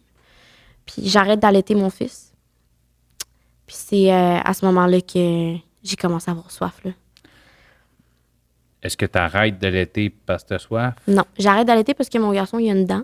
Okay. Il commence à avoir des petites dents qui ça poussent. Commence à faire mal. Ouais, là, je suis comme, okay. Je suis comme non, c'est comme, c'est le temps qu'on se mette sur peut-être le 3.25 ou okay. Fait que je le mets sur le 3.25, puis là, mais ça commence à être vraiment, vraiment, vraiment difficile. Puis j'ai une voisine, moi, qui est à côté de chez nous. Puis elle a sa rechute comme tout le temps, là. Elle a comme jamais ses enfants, puis elle est toujours sa rechute, puis elle boit. Puis là, ça vient toujours cogner chez nous pour de la bouffe, pour telle affaire, que je fasse sa vaisselle, que moi, je m'entorche. Tu sais, moi, j'ai un grand cœur, fait que je vais l'aider des fois à faire son ménage, tu sais. Puis elle me dit, je peux rien te donner, mais je peux te donner, tu sais, comme une bouteille de vin qu'elle avait dans son frigidaire. Puis moi, tu sais, je veux dire, pendant la COVID, on va s'entendre, là, je regardais juste ça, des tabarnaks de films. Fait que moi, je regarde des films, c'est des mamans qui vont dans le bain quand leurs enfants, ils dorment. Ils se prennent un verre de vin. Ouais, ils se prennent un verre de vin, puis ils tournent leur vin de même dans leur bain. Puis, tu sais, la vie est belle, là. Ben, moi, j'ai assisté. C'est ça. Fait que moi, je fais ça. Je prends sa bouteille de vin sans être consciente de où est-ce que ça va m'amener. Puis je le sais, là. Tu sais, au fond de moi, là, je sais que c'est là que ça va m'amener. Je sais que je vais pas en prendre une, je vais en prendre deux, puis je vais peut-être en prendre trois, tu sais. Fait que je commence par une bouteille de vin à tous les soirs, puis je me ramasse à 3, puis des fois 4. Puis mon fils, il dort, puis le lendemain, je me réveille pour mon fils, tout est beau, tu sais. Puis je réussis à cacher ça aux intervenants qui sont là. Mais à un moment donné, ça le fait pas, là, tu sais. Ça le fait vraiment pas. Ouais, c'est ça, ça fait un bout. T'arrives à attendre qu'il se couche, puis t'arrives à te réveiller. Mais à un moment donné, c'est quoi? C'est que t'arrives plus à attendre qu'il se couche, puis t'arrives plus à te réveiller. Puis ça le fait pas non plus niveau consommation, là. Tu sais, l'alcool, ça va avec la dope, là. OK. Surtout quand t'es quelqu'un qui consommait énormément, là. Tu sais, puis je veux dire, je parle de ça, j'ai juste 16 ans. Fait que... Tu sais, puis je sais qu'on a eu des histoires qui, tu sais, ben écoute, qui ressemblent. Il n'y a pas d'histoire, tu sais, ça se ressemble, mais c'est chacun son histoire, puis tu sais, je ne voudrais pas mélanger les affaires. Mais c'est ça, puis tu sais, on me contacte beaucoup, puis c'est quand tu m'en parlais, c'est cet âge-là. Tu sais, puis la raison pour laquelle je voulais te recevoir, vu ce que tu as vécu à ton âge, c'est d'ouvrir des yeux. Ouais. Qu'il y ait des jeunes, je sais pas si c'est des jeunes filles, mais tu sais, s'il y a des parents, puis moi, c'est pour ça que je vais en parler aussi, tu sais. Je le sais qu'on ne se censure pas dans ce podcast-là, puis je le sais qu'on sac, puis c'est pour ça que mon podcast ne jouera pas dans des écoles, puis je comprends, parce qu'au censure, moi, des fois, isoler des bouts, il y a tellement, ton histoire devrait être entendue dans toutes les classes de secondaire 1 à secondaire 5, partout, pas dans certains quartiers, là, partout, parce que ça existe partout, ce que tu as vécu, tu sais. J'espère, en tout cas. Puis on n'en parle pas assez souvent, tu sais. Puis c'est pas tout le monde non plus qui ont vécu ça, qui finissent avec une bonne fin. Veux pas, tu sais, comme une fin de comme cette étape-là de consommation, de travail du sexe, de tout ça, tu sais, comme toutes les estimes de marde, tu sais. Là, c'est ça, on va rentrer parce que là, t'as tombé dans la consommation, mais avant, je te pose la question juste parce que tu viens juste de redire le travail du sexe que tu as fait par obligation. Mm-hmm. Tu y as-tu déjà retourné par nécessité? Oui. Ouais. À un moment donné, je te pose la question parce que je voulais pas y aller, mais c'est juste parce que tu viens de dire ça. Puis c'est parce que là, tu as 16 ans, tu es dans un appartement supervisé à 3 bouteilles de vin par jour. Ouais. Ça coûte cher, 3 bouteilles de vin par jour. Ouais. C'est là que tu allais chercher ton argent. Plus la consommation. Fait que là, moi, j'allais porter mon fils à la garderie, puis moi, j'étais supposée aller à l'école, puis j'allais pas à l'école. J'allais laisser mon fils à la garderie, je bookais une journée au motel, puis je pense, par exemple, ça a duré comme 3 semaines. Ça a duré 3 semaines parce que quand j'ai vu que je devais tout gérer ça tout seul, là, ça a comme... c'est trop de gestion, trop de... Puis le sentiment que j'avais aussi après, en revenant chez nous, en allant chercher mon fils à la garderie, tu t'habilles full normal, là. J'ai des vêtements super normaux, mais en dessous de ça, j'avais un déshabillé puis je me sentais sale. Je me sentais crissement sale. Puis dans mon sac, là, j'avais mes petits talons, mes petites affaires, puis... tu t'en vas chercher ton fils à la garderie, puis c'est juste, comme... Je me sentais pas comme une maman, là. Puis non. Puis je me voyais comme ma mère, puis c'est quelque chose que moi, je voulais pas. Fait qu'à un moment donné, j'ai décidé d'arrêter. Puis là, la DPJ, à un moment donné, est venue cogner à ma porte. T'sais. Moi, je pensais que les intervenants, où est-ce que j'habitais, ils se rendaient pas compte de ce qui se passait. T'sais. Eux autres, ils les voyaient en tabarnak, les bouteilles dans leur bac à recyclage. Hein? Puis ils savaient que c'était pas ma crise de voisine. Puis ils n'allaient pas nécessairement à l'école non plus. Parce que les autres avaient le droit, là, j'étais mineure, les autres avaient le droit d'appeler à l'école puis demander, là, vas-tu à l'école? Puis ça, c'était dans mes conditions. Là. Puis j'avais c'est supervisé, mais ils te supervisent, mais toi, t'es... Puis j'avais des pistes à faire, là. Puis je réussissais tout le temps à contourner ça, là. Je buvais du vinaigre, man. Je mangeais du beurre de pinot, puis je détoxais mon corps, là, comme one shot, là, quand on me disait, c'est un matin que ça se passe, là, tu sais. OK, c'est bon, laisse-moi 2 minutes. J'avais une bouteille de vinaigre, man, en dessous de mon lavabo, prête à ça avec du beurre de pinot, là. C'est comme... Puis je détoxais mon corps, puis c'était de même que... Écoute, là, je te pose des questions, puis j'ai peut-être pas le seul. Le vinaigre, je comprends. Le beurre de pinot, je le comprends pas. Je sais pas. Puis ça, je veux pas donner des trucs à personne, mais là, moi non plus. Trop. Écoute, j'ai un point d'interrogation. J'étais comme... Là, je comprends le vinaigre, mais là, le beurre de pinot, faut que tu m'expliques ça. Je suis désolée. C'était un truc que ma mère, elle faisait. Quand moi, j'étais jeune, je voyais ma mère manger du beurre de pinot pour pas que mon père sache que, genre... Elle avait bu, puis elle avait consommé. La laine, quoi? La laine, ou je pense, je sais pas. Moi, je reproduisais juste ce que ma mère faisait. Là. Sans même savoir si ça avait quoi que c'est ça. C'est où? Mais je savais, le vinaigre, je le sentais en tabarnak, là. C'est dire mais c'est pas instantané, ça se rend pas dans ta vessie direct, le vinaigre.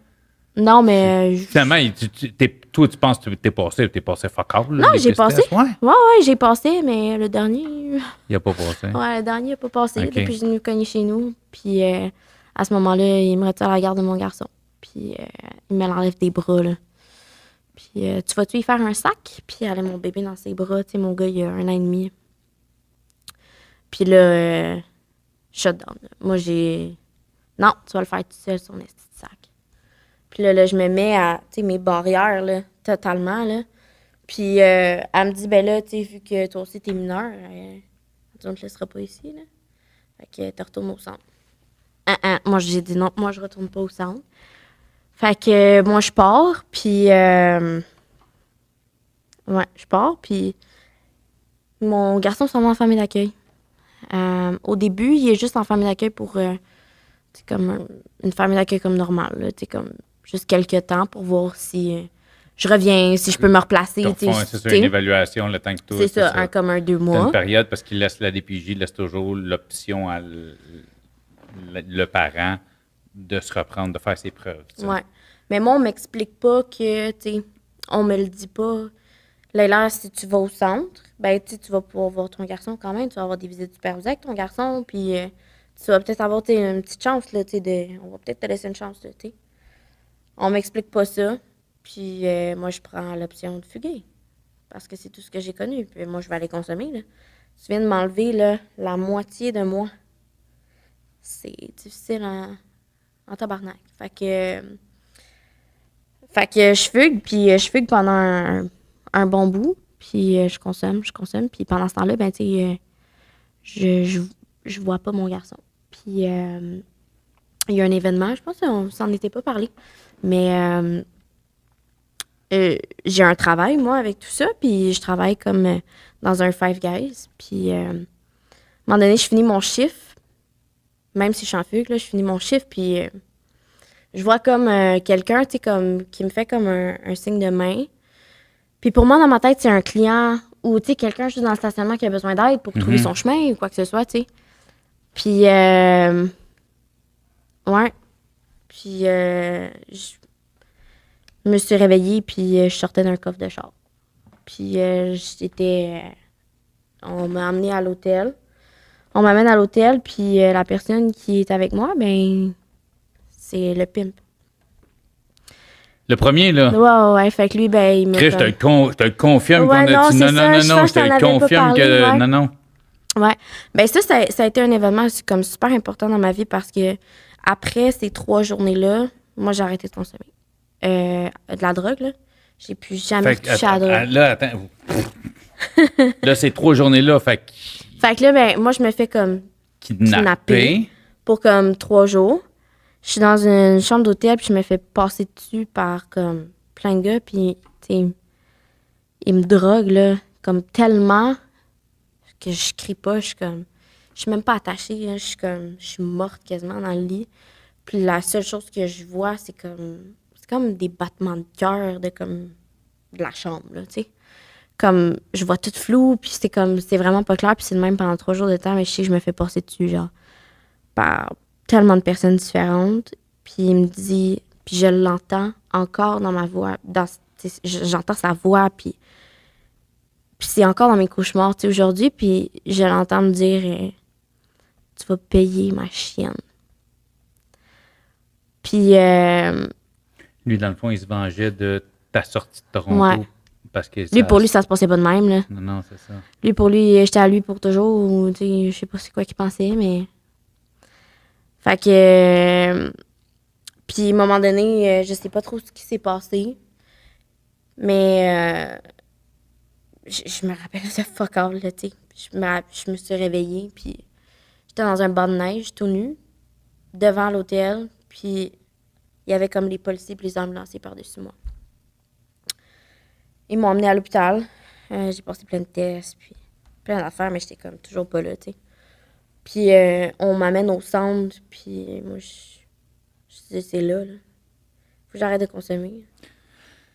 Là, y a-tu une plainte t'as-tu été capable de porter une plainte à ce moment-là? T'as même pas... Même pas. Je me rappelle même pas de... Je me rappelle de rien. Rien. La seule chose que je me rappelle, c'est que tu vas payer ma chienne. Pas grand monde qui vont venir me dire ça dans mon oreille puis me faire passer dessus par plein de gars différents. Là. Fait que moi, je sais que c'est ça. Je sais que c'est lui. Là. Mais j'ai jamais porté plainte. J'ai jamais, tu sais, comme... Oui, j'ai parlé avec les policiers et tout, mais ça peut pas aller plus loin. Je me rappelle de fuck all. Là, t'as repris la décision d'arrêter de consommer. Ouais, mais cette fois-ci, c'était la bonne. Ça a fonctionné. Ouais, ça a fonctionné. Puis on m'a amené au centre à Laval, qui est un centre comme super, super fermé. Là. Qui n'est pas le centre que tu parlais que ta grande sœur avait été là. Oui, celle-là. Oui, c'est là. C'est ça. Lui qui t'avait fait peur quand tu étais jeune. Oui, c'est ça. Puis on m'amène là. Puis les 2 premières nuits que je passe là-bas, pendant la nuit, il barre la porte. Mais même si tu n'as pas porté plainte, tu as raconté ce qui s'est passé pendant ces 3 jours-là. Ben oui. Fait qu'eux autres, la fille qui vient mais je peux pas dire grand-chose. C'est la seule chose que je peux dire. Non, mais tu l'aurais... Je veux dire, ils t'ont trouvé quand même dans un banc de neige. Puis je veux dire, eux autres, ils l'ont là aussi. Là, je veux dire, quand ils m'ont fait passer des tests à l'hôpital et tout, là. Mais le résultat, c'est on va t'enfermer dans un centre. Maintenant que tu as vécu ça pendant 3 jours, tu es traumatisé as fuck, parfait, on va t'embarrer. Ouais. Puis tu sais, ma travailleuse sociale était au courant là, quand j'ai été séquestrée là, pendant 8 mois de temps. Puis elle m'amène à Laval. Mais à Laval, quand tu es en évaluation, tu es en évaluation 0-48 heures. Puis c'est des unités comme... Genre, c'est horrible. Là. Moi, je me suis sentie séquestrée. C'est parce que une 3e fois. T'es la 2e qui me dit exactement ça. Qui se fait violer, qui revient du centre, qui parle. Puis, fait qu'elle a fait le déclic dans sa tête. Fait que si je me fais agresser puis j'en parle, on m'embarque. Ouais. Fait que qu'est-ce que tu penses qui est arrivé pour le restant de ses jours? Elle a fermé sa gueule à chaque fois que c'est arrivé. C'est c'est normal. C'est comme, non, ça c'est pas normal, mais en même temps, c'est normal pour une fille, tu sais, qu'une femme qui a vécu ça, de se dire, Chris, je vais la fermer ma gueule parce que, tu sais, si j'en parle, on m'amène au centre puis on me croit pas. On me croit pas. Moi, c'est comme ça que je l'ai perçu. Si tu m'amènes au centre, là, pour moi, là, c'est une punition. Une punition, pour moi, c'est que tu me crois pas. Puis, tu sais, je veux dire, les plaintes ont jamais, comme, été plus loin. Fait que c'est encore plus pour moi comme, Chris, tu me crois pas, genre? Là, il y a comme 3 branches où je vais aller en même temps. Il y a 3 layers. On va essayer de les mettre assez... layer 1, jusqu'à 18 ans, t'es en centre fermé? Non. OK. Fait que t'es en centre, t'es relié à la DPJ jusqu'à 18 ans. Ouais. Je vais... Ouais. Là, je fais un tour vite parce qu'il y a trop... Sinon, on va se parler pendant 4 heures. Pendant ta dernière fugue qui s'est passé tout ce truc-là, tu n'es pas en contact avec ton enfant, mais ton enfant, lui, il continue dans le processus de la DPJ, par exemple, parce que tu n'es pas là. Ouais. Parce que tu ne fais pas tes preuves. Ouais. Fait que ton enfant, il change de famille d'accueil. Il s'en va dans une famille d'accueil banque mixte. Ouais. Pour ceux qui ne savent pas, là, je connais ça, puis c'est pour ça que je te dis que ça, c'est un sujet. J'ai été famille d'accueil banque mixte.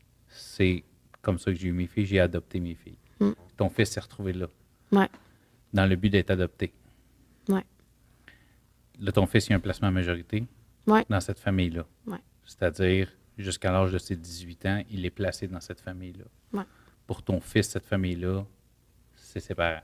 Ouais.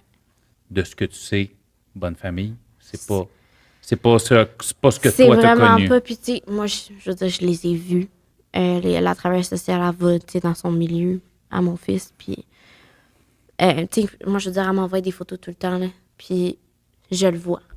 De certains contacts avec ton fils. Aujourd'hui, oui. C'est sûr, ça peut être nébuleux, ça peut être long un peu, mais aujourd'hui, tu as contact avec ton fils. Ouais. Je mets une pause là, on va y revenir. Consommation. Je sais que tu es dans les AA, tout ça. Ouais. Ça fait 3 ans, quasiment 4. Ça va faire 3 ans que j'ai arrêté de consommer de la drogue. OK. Mais tu sais, on relie tout ensemble dans AA.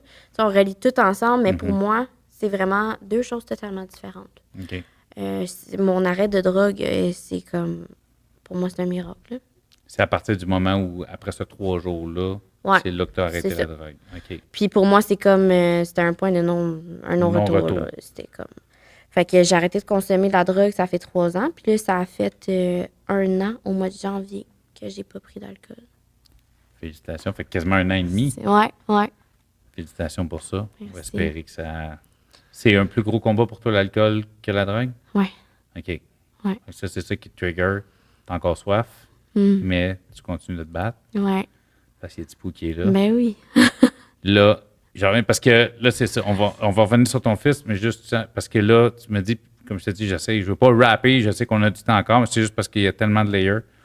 OK, je vais continuer sur ton fils. Après ça, on va parler de celui qui est du garçon. Oui. Parce que c'est ça, ça finit bien quand même, mais tu sais, avant qu'on y arrive, c'est ça qui m'a fait du bien après notre conversation. Parce que tu es probablement une des personnes avec qui j'ai parlé le plus longtemps. On a eu une longue conversation, vraiment. J'étais en train de faire un podcast, mais je n'étais pas capable de dire... On faisait un podcast, là, puis j'arrêtais pas de me dire, arrête de poser des questions, mais j'étais pas capable d'arrêter notre conversation. Fait que ton fils, il y a un placement majorité, tu le vois, tout ça, en ce moment. Là, tu me dis, aujourd'hui, tu as eu des nouvelles que tu m'as pas dit. J'ai réussi à me garder ça. Moi aussi, j'ai réussi à dire. Non, là. C'est ça. Parce que, étant donné qu'il est dans une famille banque mixte, donc, le DPJ souhaiterait, la famille qui l'a, que je comprends parce que j'ai été là, et la DPJ souhaiterait une adoption. Donc, que ton fils soit adopté par cette famille-là. Ouais. Toi, tu es consciente que ton fils est dans cette famille-là. C'est sûr que jusqu'à l'âge de 18 ans, tu ne récupéreras jamais la garde. Parce qu'un placement majorité, qu'on se dise, c'est à peu près impossible à briser. Puis ça, pour moi, ça n'a pas été comme difficile de dire... Tu as fait la paix avec ça. J'ai fait la paix avec ça, mais même au moment du tribunal, je me suis pas opposée puis je me suis pas battue non plus pour ça parce que mon fils, il a tellement un bon lien avec eux autres. Il fait des voyages. Il est dans la meilleure garderie, genre, ever, là. Tu sais, comme... Il a fait plus de voyages que moi, là. Tu sais, comme... Ben, je vais te dire, je sais que c'est pas facile, mais je veux te dire bravo. Puis pour avoir passé là, puis moi aussi, les parents au placement majorité, moi, je me suis rendu à l'adoption, puis à l'adoption, les parents ont aussi, parce que tu peux aller chercher si les parents ne veulent pas signer, ils peuvent légalement aller chercher des signatures. Moi, les parents ont signé. C'est différent. Mais toi, tu es présent, ce qui n'était pas mon cas. Les parents n'étaient pas tant présents, on n'avait pas de nouvelles. Il y avait le droit d'avoir des nouvelles. Fait qu'ils n'ont pas fait leur bout de chemin. Placement major, c'est ça. Là, pour le placement major, par contre, là, j'étais comme, c'est correct. Je veux pas le déraciner de où est-ce qu'il est. À part être, mettons, je suis sa maman biologique, oui, OK, mais je vais pas aller le déraciner de où est-ce qu'il est parce que moi, je suis apte à le reprendre. Ou, je veux dire, mon fils, il est bien où est-ce qu'il est. Il sait que je suis sa maman biologique. Il sait que je suis là. Je le vois. Parfait. That's it. Moi, c'est tout ce que je veux. Ça, tu veux pas le fucker, tu veux pas le déraciner. Ça va, non, parce que c'est là que ça va le fucker encore plus. C'est là que ça se peut qu'il y ait des problèmes de comportement. Puis déjà, juste le fait d'avoir été retiré jeune, parce que même bébé, on a des empreintes qu'on n'est pas conscient, mais des troubles d'attachement, tout ça, je veux dire, moi, mes filles avaient 7 semaines quand je les ai eues. Je suis allé les chercher à l'hôpital, là. C'est hôpital chez nous, ils n'ont jamais rien vécu d'autre. Mais tu sais, il y a de l'anxiété, écoute, ça vient avec une panoplie de choses, l'abandon, même si c'est pas un abandon, mais ils appellent ça comme ça, c'est le syndrome de l'abandon. T'sais. Fait que c'est ça, il part déjà avec des strikes du fait que bébé, même inconsciemment, il a vécu des choses qu'un bébé ne devrait pas nécessairement vivre. Mais là, c'est ça, c'est qu'ils veulent, puis toi, ben c'est ça, tu t'opposes quand même à l'adoption parce que l'adoption signifie tu perds 100% de tes droits parentaux. C'est-à-dire que la famille qui adopte ton fils peut te faire des promesses de dire, gars, on va garder contact, mais ils peuvent te dire, mais ils n'ont zéro obligation. Fait que toi, c'est ça qui... Puis je trouve ça bravo de ta part de dire, gars, je me bats pas, il est là, il est bien, je suis sa maman, ma faute, j'ai dérapé. Ouais. Malgré ta faute, oui, mais tu as tellement de vécu, mais en même temps, je veux dire... j'ai une partie de responsabilité quand même. Exact. Je veux dire, de partir en fugue de même, mais... Mais tu as 17 ans, en même temps, si je comprends. Ouais. Puis, mais je trouve ça tellement beau que tu aies cette conscience-là de faire, pour son bien, c'est correct, mais tu n'es pas prête à baisser les bras et dire, il sort de ma vie à tout jamais. Ouais, non. C'est quoi, c'est ça, aujourd'hui, tu me disais que tu avais une rencontre, qu'il y avait eu des updates? Oui, j'ai eu un Teams, là, justement, avec la travailleuse sociale, puis elle me dit, puis, tu sais, comment tu digères la nouvelle? Je suis comme de la merde, là, tu sais. Je veux dire, comment tu veux vraiment que je digère ça, tu sais? Je veux dire, moi, ça fait 1 an, là, tu sais, 1 an et demi, là, je fais des efforts, là, back à back, là, tu sais, je suis comme...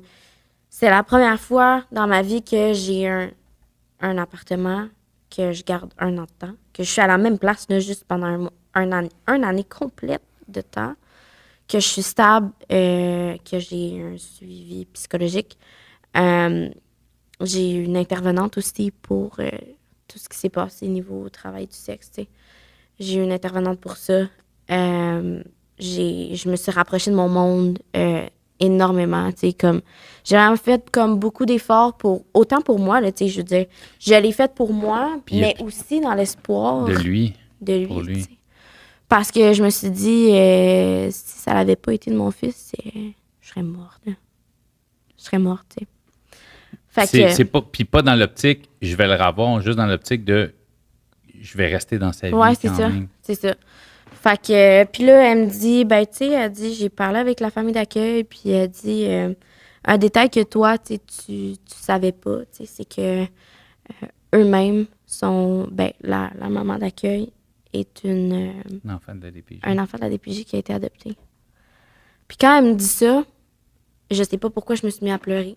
Parce que tout de suite, pour moi, dans ma tête, je savais ce qu'elle allait me dire. Je savais ce que la travailleuse sociale allait me dire, puis je savais qu'elle allait me dire, tu sais, comme, j'ai parlé avec eux autres, puis ils veulent pas pantoute couper le contact, là. Tu sais, oui, ils veulent, comme, pleinement, comme, avoir la responsabilité, puis, tu sais, mais ils veulent pas t'enlever de la vie de cet enfant-là. T'as quand même été là, comme, tellement longtemps, puis, tu sais... Mais un peu comme je disais tantôt, fait qu'ils peuvent te faire des promesses, mais... Peut-être que ça n'arrivera pas non plus. Puis, tu sais, comme je te dis, je suis entre l'arbre et l'écorce parce que je comprends la maman, puis je comprends... Parce que, tu sais, tu dis, ils voyagent quand t'es famille d'accueil et non de voyager avec un enfant qui n'est pas le tien quand t'es famille d'accueil, c'est compliqué. Ben, ça prend juste... En fait, tout est compliqué. Ça prend comme... Ben, moi, je donne mon autorisation, là. Il me donne un papier, puis avec les dates, quand il part. Ouais, mais tu sais, c'est quelque chose... Mais il y a ça, mais tu sais... Je dois signer. Si je signe pas, il part pas. C'est ça, mais il y a d'autres layers aussi, tu sais, il y a le... Puis tu sais, à un moment donné, c'est ça, c'est... Tu sais, eux autres font faire comme, tu sais, nous autres, on veut faire des efforts, te garder dans la vie, mais si toi, une journée que tu ne files pas ou que tu as une rechute, tu décides de ne pas signer papier, là, eux autres, il faut qu'ils aillent se battre encore pour avoir une signature pour sortir du pays pour toi. Fait que, tu sais, toi, il faut que tu mettes ta confiance en eux, il faut qu'ils mettent leur confiance en toi. Puis, tu sais, moi, je me souviens, post-adoption, j'ai une de mes filles qui a eu un accident puis qui s'est cassé un doigt, tu sais, mais si là, il a fallu, je me suis rendu à l'hôpital, mais là, à l'hôpital, il aurait fallu que j'appelle la DPJ. Tu n'as pas envie de gérer ça, là, ton enfant, il est à l'hôpital, puis il a un doigt cassé, puis il est cassé. Moi, c'était assez quelque chose, là.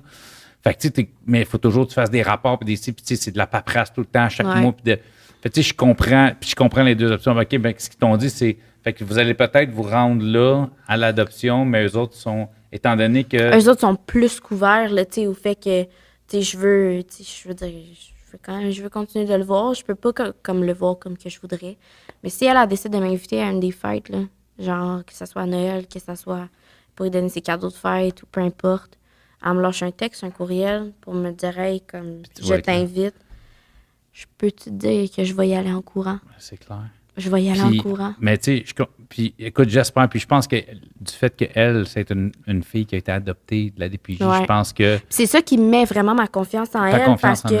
Parce que elle peut vraiment comprendre, tu sais, puis je connais pas, tu sais, son histoire, mais je sais que c'est quand même arrivé. Puis en même temps, ça va être à toi aussi de connaître les limites. Si ça fait 6 mois, tu n'as pas de nouvelles... harcèle pas parce qu'ils vont juste mettre plus de barrières, plus de layers, tu sais. Je peux pas harceler, mais c'est sûr que, tu sais... mais tu peux dire, hey, ça fait longtemps, penses-tu qu'il y aurait, puis s'ils disent dans 2 semaines, puis dans un mois plus tard, malheureusement, c'est ça. Je peux pas rien faire. Fait que, écoute, pour ça, je vais te souhaiter que ça se passe bien, je vais te souhaiter qu'ils tiennent parole, puis que tu aies toujours un certain contact avec ton fils. Mais tu sais, c'est pas arrivé encore. Le tribunal, il s'en vient pour ça. C'est quand même... bientôt, c'est comme dans 1 mois. Fait que, mais j'ai déjà j'ai commencé à faire la paix un peu avec ça. Ouais.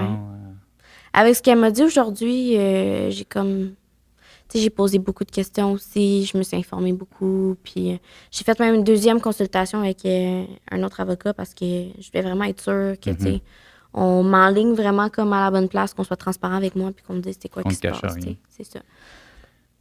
Le poupou qui est dans ton ventre en ce moment. Ouais. Parce que c'est une des premières questions, quand tu m'as dit que tu étais enceinte, c'est une des premières questions que je t'ai posées, parce que ça paraissait pas dans l'appel vidéo, mais tu me l'as dit, puis quand tu es arrivé, clairement, ça paraît. Il n'est pas visé par la DPJ, lui. Non. Parce que c'est quelque chose que tu craignais au début. Ouais. Puis souvent, ça arrive s'il y a un enfant qui est en DPJ. Mais c'est ça, tu sais, moi, dans le fond, j'en ai pas parlé comme à la DPJ tout de suite. J'ai vraiment attendu comme... j'ai attendu, je pense, le 18-19 semaines de grossesse, tu sais, en plein milieu, là. Pour qu'ils soient toutes déboussolées. Déjà, toi, t'es majeur, fait que t'es plus dans la DPJ, tout ça. Ouais. Mais j'ai quand même un enfant qui est dans la DPJ. Fait que c'est comme, pour eux, c'est comme automatique. T'es encore flagué, c'est ça. Ouais. Mais là, il y a comme une loi, comme récemment, qui a comme, je pense que c'est comme l'année passée ou il y a 2 ans, là, que comme, ils peuvent plus faire de signalement comme à la naissance, à moins que tu... Il y a vraiment là, un background avec des antécédents vraiment rough. Okay. Mais ils peuvent pas comme tout de suite flaguer le bébé puis dire « Ah, ce bébé-là, comme... » À moins que, tu sais, j'ai tué quelqu'un par avant ou quoi que ce soit, là. Mais... Le papa. Ouais, le papa. Le papa, c'est quelqu'un que je connais depuis comme... Ça a été un ami pour moi. Puis ça a comme été un papa pour mon fils. Pour mon fils de 4 ans. Ça a comme été un papa pour cet enfant-là parce que c'est lui qui subvenait aux besoins de mon fils quand j'avais pas de couche, quand j'avais pas d'argent pour une pinte de lait. Mais c'était juste un ami à cette époque-là? C'était juste un ami. Dans l'hôpital, quand j'étais hospitalisée, j'avais une grossesse à risque. Fait que c'est lui qui venait à l'hôpital m'accompagner. Puis c'était un ami qui a inquiète toi depuis longtemps, finalement. C'est ça, mais ça a genre jamais à donner parce que moi, j'étais ben trop craquée là, dans ce temps-là. J'étais fucking craquée, puis lui, il était pas de même. Là, fait que avec les années, on a comme... On s'est comme perdu de vue. Là. Lui, il a fait son chemin. Il a eu une petite fille. Puis moi, j'ai comme fait mon chemin. Puis là, Après, dans le fond, ma grosse relation, ma débauche, puis tout ce qui s'était passé là, avant mes 18 ans, on s'est recontacté. Ben, lui, il m'a envoyé comme une demande d'amis sur Facebook. On s'est reparlé, puis quand on s'est revus, c'est comme si on s'était jamais arrêté. On n'a jamais arrêté de se parler, genre. Okay. Puis depuis ce jour, on est restés ensemble. Puis, tu sais, cette personne-là, cet homme-là, c'est comme... Pour moi, je réalise toujours pas que c'est comme... Tu sais, je me vois faire ma vie avec quelqu'un, tu sais. C'est parce que moi, tu m'as... Il me fait des mots, je t'ai dit. Ben, en fait, tu m'as dit plein de belles choses sur ce gars-là, puis c'est juste que après tu sais, là, ça fait 1h45 quasiment qu'on parle. Mais pendant l'heure qu'on a parlé, quand tu es arrivé, tu me parlais de ce gars-là, puis c'est comme le premier gars dans ta vie qui te parle comme du monde, qui te touche comme du monde, qui te traite comme du monde. J'ai pas envie d'avoir de relations sexuelles, puis je dis non. Je dis ça me tente pas. Puis il me dit OK. Pour moi, tu sais, on se l'était dit, c'est quelque chose qui est supposé être normal. Normal, mais ça l'est pas pour toi. Non, pour moi, c'est spécial.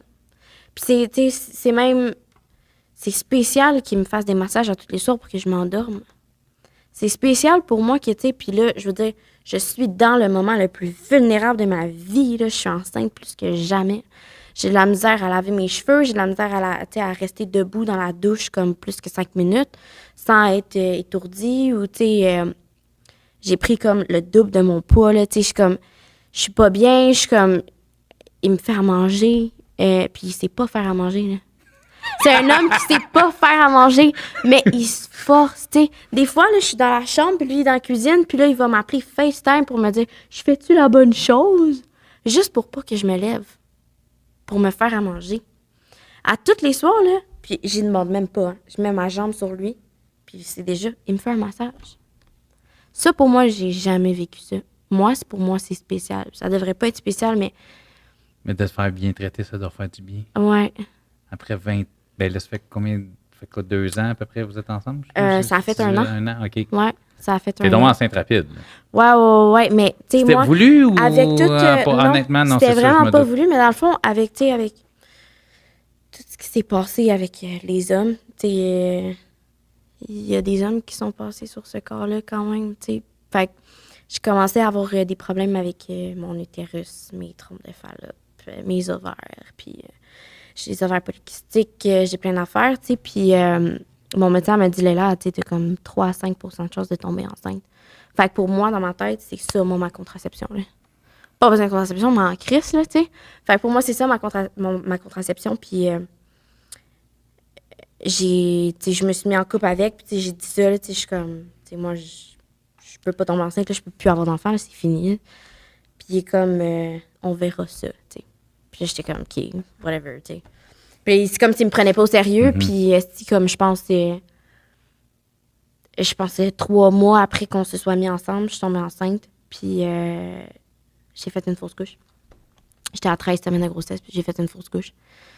Puis là, après, j'ai dit, non, moi, je veux plus d'enfants. Je suis comme, j'étais dévastée, là. Non, j'étais dévastée, puis je pense 3 semaines après, je suis retombée enceinte.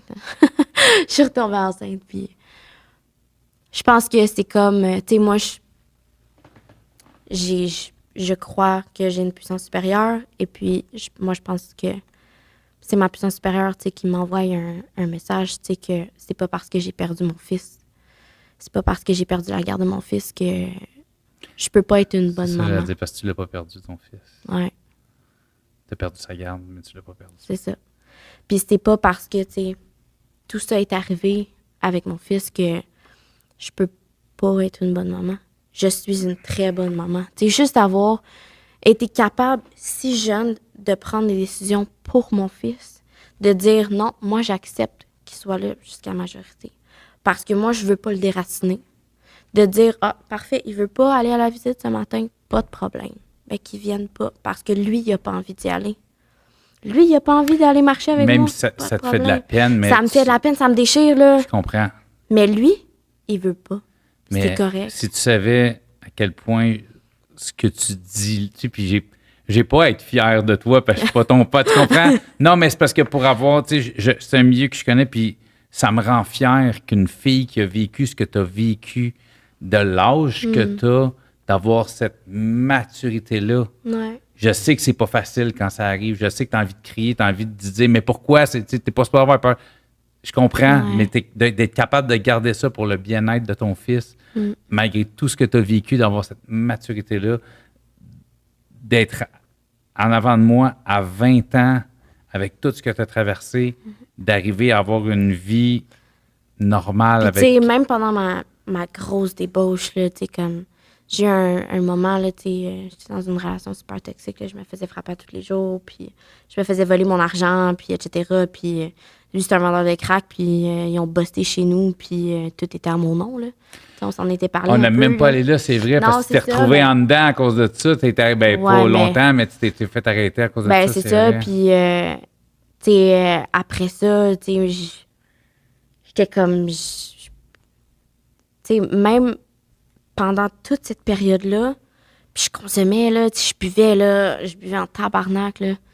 Puis pendant même cette période-là, je pensais toujours à mon fils, puis j'étais comme, je suis une bonne maman, même si j'ai pas mon fils avec moi. Je pense juste à mon fils pour tout le temps. Pour faire un wrap-around là-dedans, c'est que dans le fond, t'étais en couple avec un gars qui était un vendeur de crack, chose que tu savais pas à la base. Ouais. Puis c'est ça, c'était un gars hyper agressif, hyper violent, mais l'appartement était chez vous, était à ton nom. Ouais. Puis à un moment donné, ça a défoncé, mais tout ce qu'ils ont pogné chez vous, mais à un moment donné, ils ont fait 1+1. Puis, c'est ça, ils ont vu comme, tu sais, quand ils m'ont emmené au centre opérationnel, là, ils m'ont emmené là, puis ils m'ont fait une fouille à nu, puis, tu sais, ils ont vu que j'avais comme des bleus à grandeur de corps. Puis, tu sais, là, après ça, tu sais, je veux dire, l'enquêteur n'a pas le droit de venir tout seul dans ma cellule, là. Puis elle est venue tout seul dans ma cellule. Pas de papier, pas de crayon. Puis elle me dit, là, tu peux me parler. Elle dit, là, il n'y a absolument rien qui fait que je peux mettre ça quelque part. Mais elle dit, si tu veux te sortir de là, elle dit, il faut que tu me parles, tu sais. Puis je me suis effondrée, puis j'ai juste dit, je me fais battre. Je me suis fait forcer. Je me fais voler. Puis je rentre pas dans les détails, je dis rien, mais tu sais, elle prend des photos de mes bleus, tu sais. Puis j'ai réussi à m'en sortir de même, tu sais. Fait que moi, je me ramasse en dedans quand même. Okay. Mais j'ai pas... Tu sais, au début, elle voulait me mettre des charges puis tout. Finalement, ils ont trouvé sur les armes à feu qu'il y avait dans la maison parce qu'en plus d'avoir comme... Des armes à feu, il y avait des armes à feu. Puis ils ont trouvé ses empreintes sur les armes à feu. Fait qu'au moins, tu sais, j'avais plus ça. Tiennes. Mais pas, c'est ça. Fait qu'au moins, moi, j'avais plus ça. Puis là, lui, il a plaidé coupable pour la drogue qui était dans la maison. Il a pris les champs, il a pris tout. Puis il a dit genre, c'est moi qui le consommais. Fait que lui, à place de faire sa peine en prison, il l'a fait en thérapie pendant genre 8 mois de temps. Puis c'était ça sa peine, là. C'était de... t'es chanceux parce que je connais des gars qui ont fait 30 mois pour un morceau dans leur chambre à coucher. Là. Il était chanceux. Il était chanceux en tabarnak. Puis c'était pas sa première fois en plus là, qu'il se faisait buster de même. Là. C'était comme, tu sais, la première fois qu'il s'est fait buster, il a passé dans le journal de Montréal, là, tu sais. Mais depuis quand? Non. T'as-tu porté plainte? Non. Je me suis pas rendue là. J'ai réussi à, comme, me laver les mains de tout ça. Puis c'est ça. J'ai pas porté plainte de rien. Puis ma meilleure amie est venue me chercher quand je suis sortie de prison. Puis je suis retournée au bar. J'étais allée au bar, puis tu sais, j'avais plus d'appartement, j'avais plus rien, là. Puis ma meilleure amie, quelques semaines plus tard, elle a été assassinée. Ben, elle s'est fait tirer une balle. Elle et sa grand-mère dans la même nuit. Puis, tu sais, ça m'a... Puis malgré tout ça... Mais attends, elle puis sa grand-mère, c'était... Ben, c'était comme... ça, c'est... C'était-tu un truc de famille ou... Non, c'était un règlement de compte, puis sa grand-mère était là, puis... C'était elle qui était visée par le règlement de compte? Ouais. Parce que dans le fond, elle, c'était... je traînais pas avec les meilleures personnes, elle avait pas les meilleures fréquentations. Okay. Puis, tu sais, moi, même si j'étais plus nécessairement trop, tu sais, comme dans ce milieu-là, ça... Tu sais, je veux dire, c'était quand même une amie super proche de moi, puis elle a toujours été là. Puis, tu sais, sa grand-mère, c'était comme la grand-mère du hood, là. C'est comme tout le monde allait chez eux, comme tout le monde la connaissait, autant que tout le monde connaissait mon amie, que tout le monde connaissait sa grand-mère, sa mère. C'est un double meurtre qui a été résolu? Ouais. Au moins. Ouais. Puis c'est après tous ces événements-là que là, tu t'es replacé puis tu as rencontré quand je me suis, le papa. Puis... quand je me suis battue avec ma soeur. Ma soeur. Il y a toujours un layer qui arrive. C'est ça, mais tu sais, ma soeur, celle que je disais, tu sais, qui m'a sortie de Toronto, puis tout, celle que je dis ta soeur, mais qui n'est pas ta soeur. C'est ça, ma soeur de cœur. Elle, je me suis battue avec elle au jour de l'an. Puis, c'était pas normal, là. C'est elle qui m'a sortie, c'était le pire événement de ma vie, même, puis je me bats avec. T'as ça, la petite bombe, puis là, c'est pas normal, mais je suis tout le temps saoule. Je suis tout le temps saoule, fait que je réalise pas ce que je fais, là. Puis là, moi, j'appelle ma mère, puis là, ma mère, je sais qu'elle est en arrêt de travail. Ta mère, puis... on n'a comme pas entendu parler de ta mère depuis sa tentative de suicide. Non, pendant toutes ces années-là, c'est comme... J'utilisais ma mère pour des lifts ou comme, tu sais, comme pour avoir mes sorties de fin de semaine. Tu sais, j'ai jamais eu de relation comme ça avec ma mère. Des fois, je consommais avec ma mère. Fait que... Mais c'est ça. Ben là, je savais que je prenais des nouvelles des fois de temps en temps, puis elle aussi. Puis je savais qu'elle était en arrêt de travail à ce moment-là. Puis je l'ai appelée. Je sais pas pourquoi je l'ai appelée. Puis je sais que ma mère, elle faisait des meetings up. Puis elle travaille de nuit. Fait que là, en arrêt de travail, elle travaille plus de nuit, elle peut faire des meetings. Fait que je l'appelle, puis là, mais je suis comme vraiment pas consciente de ça, moi. Là, je l'appelle, je suis comme, viens me chercher, j'ai nulle part où aller. Puis elle vient me chercher. Puis le lendemain, quand je me réveille comme après souper. Puis elle me dit, elle se prépare, puis elle me dit, je m'en vais faire un meeting. Puis là, je la regarde, puis je suis comme, je m'en fous un peu, là, tu sais. Puis elle me dit, tu viens ça avec moi? Puis là, je suis comme, je dis, je sais pas, ben, tu as 5 minutes pour te décider. Je me fais une toque, je me mets un hoodie. J'y vais. Comment je me suis levée, même du sofa, puis décidé d'aller avec elle, j'ai aucune idée. Mais je suis allée. Puis j'ai pris mon jeton du nouveau. J'ai fait la réunion. Puis, tu sais, c'est des réunions que je connais quand même depuis un bout parce que ma mère, elle m'en parle depuis. Puis, si je l'avais accompagnée, j'ai déjà donné un de ses gâteaux. Fait que, je connais ça. Puis, c'est à partir de ce moment-là que tout a décidé. Comme la vie... ma vie s'est comme calmée. C'est à partir de là que tu as commencé à faire ton cheminement sur l'alcool. Ouais, puis, c'est ça. Ouais. Comment va ta mère? Ben là, dans une mauvaise période. OK. J'étais juste curieux de savoir mais comment elle va quand même bien. Overall, elle va super bien. Il y a des ups, il y a des downs. Ouais, c'est ça. En ce moment, c'est un down, mais tu sais, c'est normal. Là. Ça a déjà été pire que ça. C'est normal, là, tu sais, avec toute la consommation qu'elle a pris et tout, ça a joué sur son système, veut pas, puis dépression par-dessus dépression, mais elle travaille toujours, puis tu sais, elle essaie fort, là. Malgré tout, tu me dis que tu avais encore une belle relation avec ton père. Ouais. Tu sais, mon père, je l'ai pardonné. Sans même avoir de discussion. Calmer un peu en vieillissant? Ouais. Un peu, c'est ça. C'est sûr que tu veux pas faire vivre il y a ça des périodes, enfants, il y a des périodes que c'est vraiment plus comme touché, là, tu sais, quand il est dans sa phase de dépression saisonnière, là. Comme je peux pas y parler trop de certaines affaires, tu sais, je fais attention, puis des fois, il pogne les nerfs comme super rapidement. Mais, tu sais, il frappe plus personne, et puis... OK. Puis toi, tu vas accoucher. Ouais. Il se passe quoi après, là? Pour toi, là? Retour aux études? Tu vises quoi? Qu'est-ce que tu veux faire? Ouais, mais moi, j'ai juste un secondaire 2. Mais c'est ça, c'est pour ça que je te pose la question. C'est quoi? Ouais. T'as un plan d'avenir, t'as un enfant, moi, je suis ton chum de travail, tout ça, mais... Avec tous les traumas que j'ai eus, moi, j'ai compris que pour bien fonctionner, il me faut de l'organisation puis de la routine. Si j'ai pas d'organisation et si j'ai pas de routine, je me déstabilise, puis c'est là que j'ai soif puis que j'ai envie de consommer plus que jamais. OK. Puis, ben, avec l'arrivée du bébé, c'est sûr que la routine, c'est ça. Mais faut pas que je veux dire, mais faut pas que tu t'accotes. Un bébé, c'est pas de s'accoter sur toi, t'es pas supposé de t'accoter sur un bébé. C'est ça, c'est exactement ça. C'est exactement ça, mais tu sais, vu que, tu sais, là, je suis vraiment pas dans la même place qu'avec mon autre fils, là.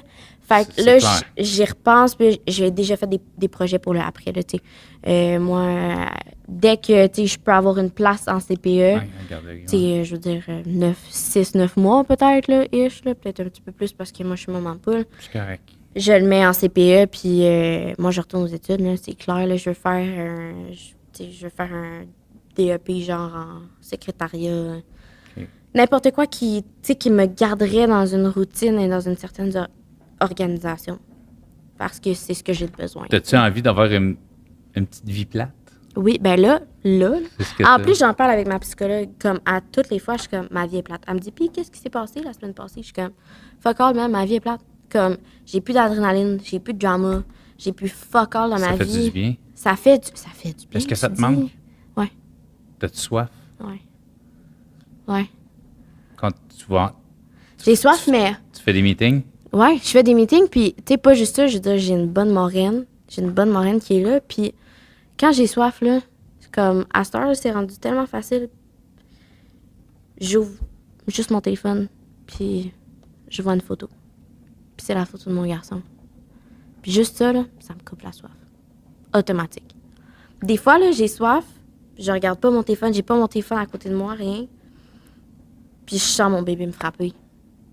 Juste ça, ça me coupe la soif. J'ai pas envie de boire. Mais c'est comme, ça a tellement été trop dans mon système, c'est comme, on dirait que c'est pas parti encore, là. C'est comme l'habitude de pas boire, puis de pas, comme, tu sais, après accoucher, j'ai pas peur, là. Je vais pas chuter, là. Je suis tellement bien, là. Ma vie est tellement plate, puis c'est ça que j'ai toujours voulu avoir une vie plate. Ce que t'as jamais vu. Ouais. Puis là, mais je l'ai. Fait que, non. Merci de ton partage. Merci d'être venu.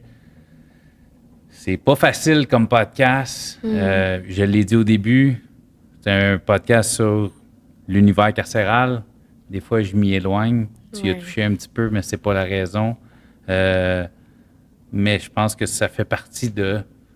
Je pense que si tu y as pas été... Pour moi... C'est probablement un parcours de circonstances parce que pour moi, j'ai été en prison avec moi-même. Moi, j'étais emprisonnée. Mes émotions étaient emprisonnées. Pour moi, j'étais emprisonnée en centre jeunesse aussi. T'sais, pour moi, c'est sûr. Hein? Mais la prison, vraiment, pour moi, ça a été à l'intérieur de moi. Là. Puis je trouve qu'on n'entendra jamais assez de victimes. Si tu trouves qu'on entend trop parler de victimes, c'est toi qui as un problème. Puis comme je le disais en début de podcast, je pensais qu'en 2024, ça cheminait. Malheureusement, je me rends compte qu'il y a du monde qui veulent revenir en arrière. Moi, je trouve que ça n'a pas sa place. Puis je trouve que les gens comme toi, si ça peut faire allumer des jeunes filles, si ça peut faire allumer des tatas, merci d'être venu nous raconter ton histoire. Merci à toi de m'avoir reçu. Au parloir.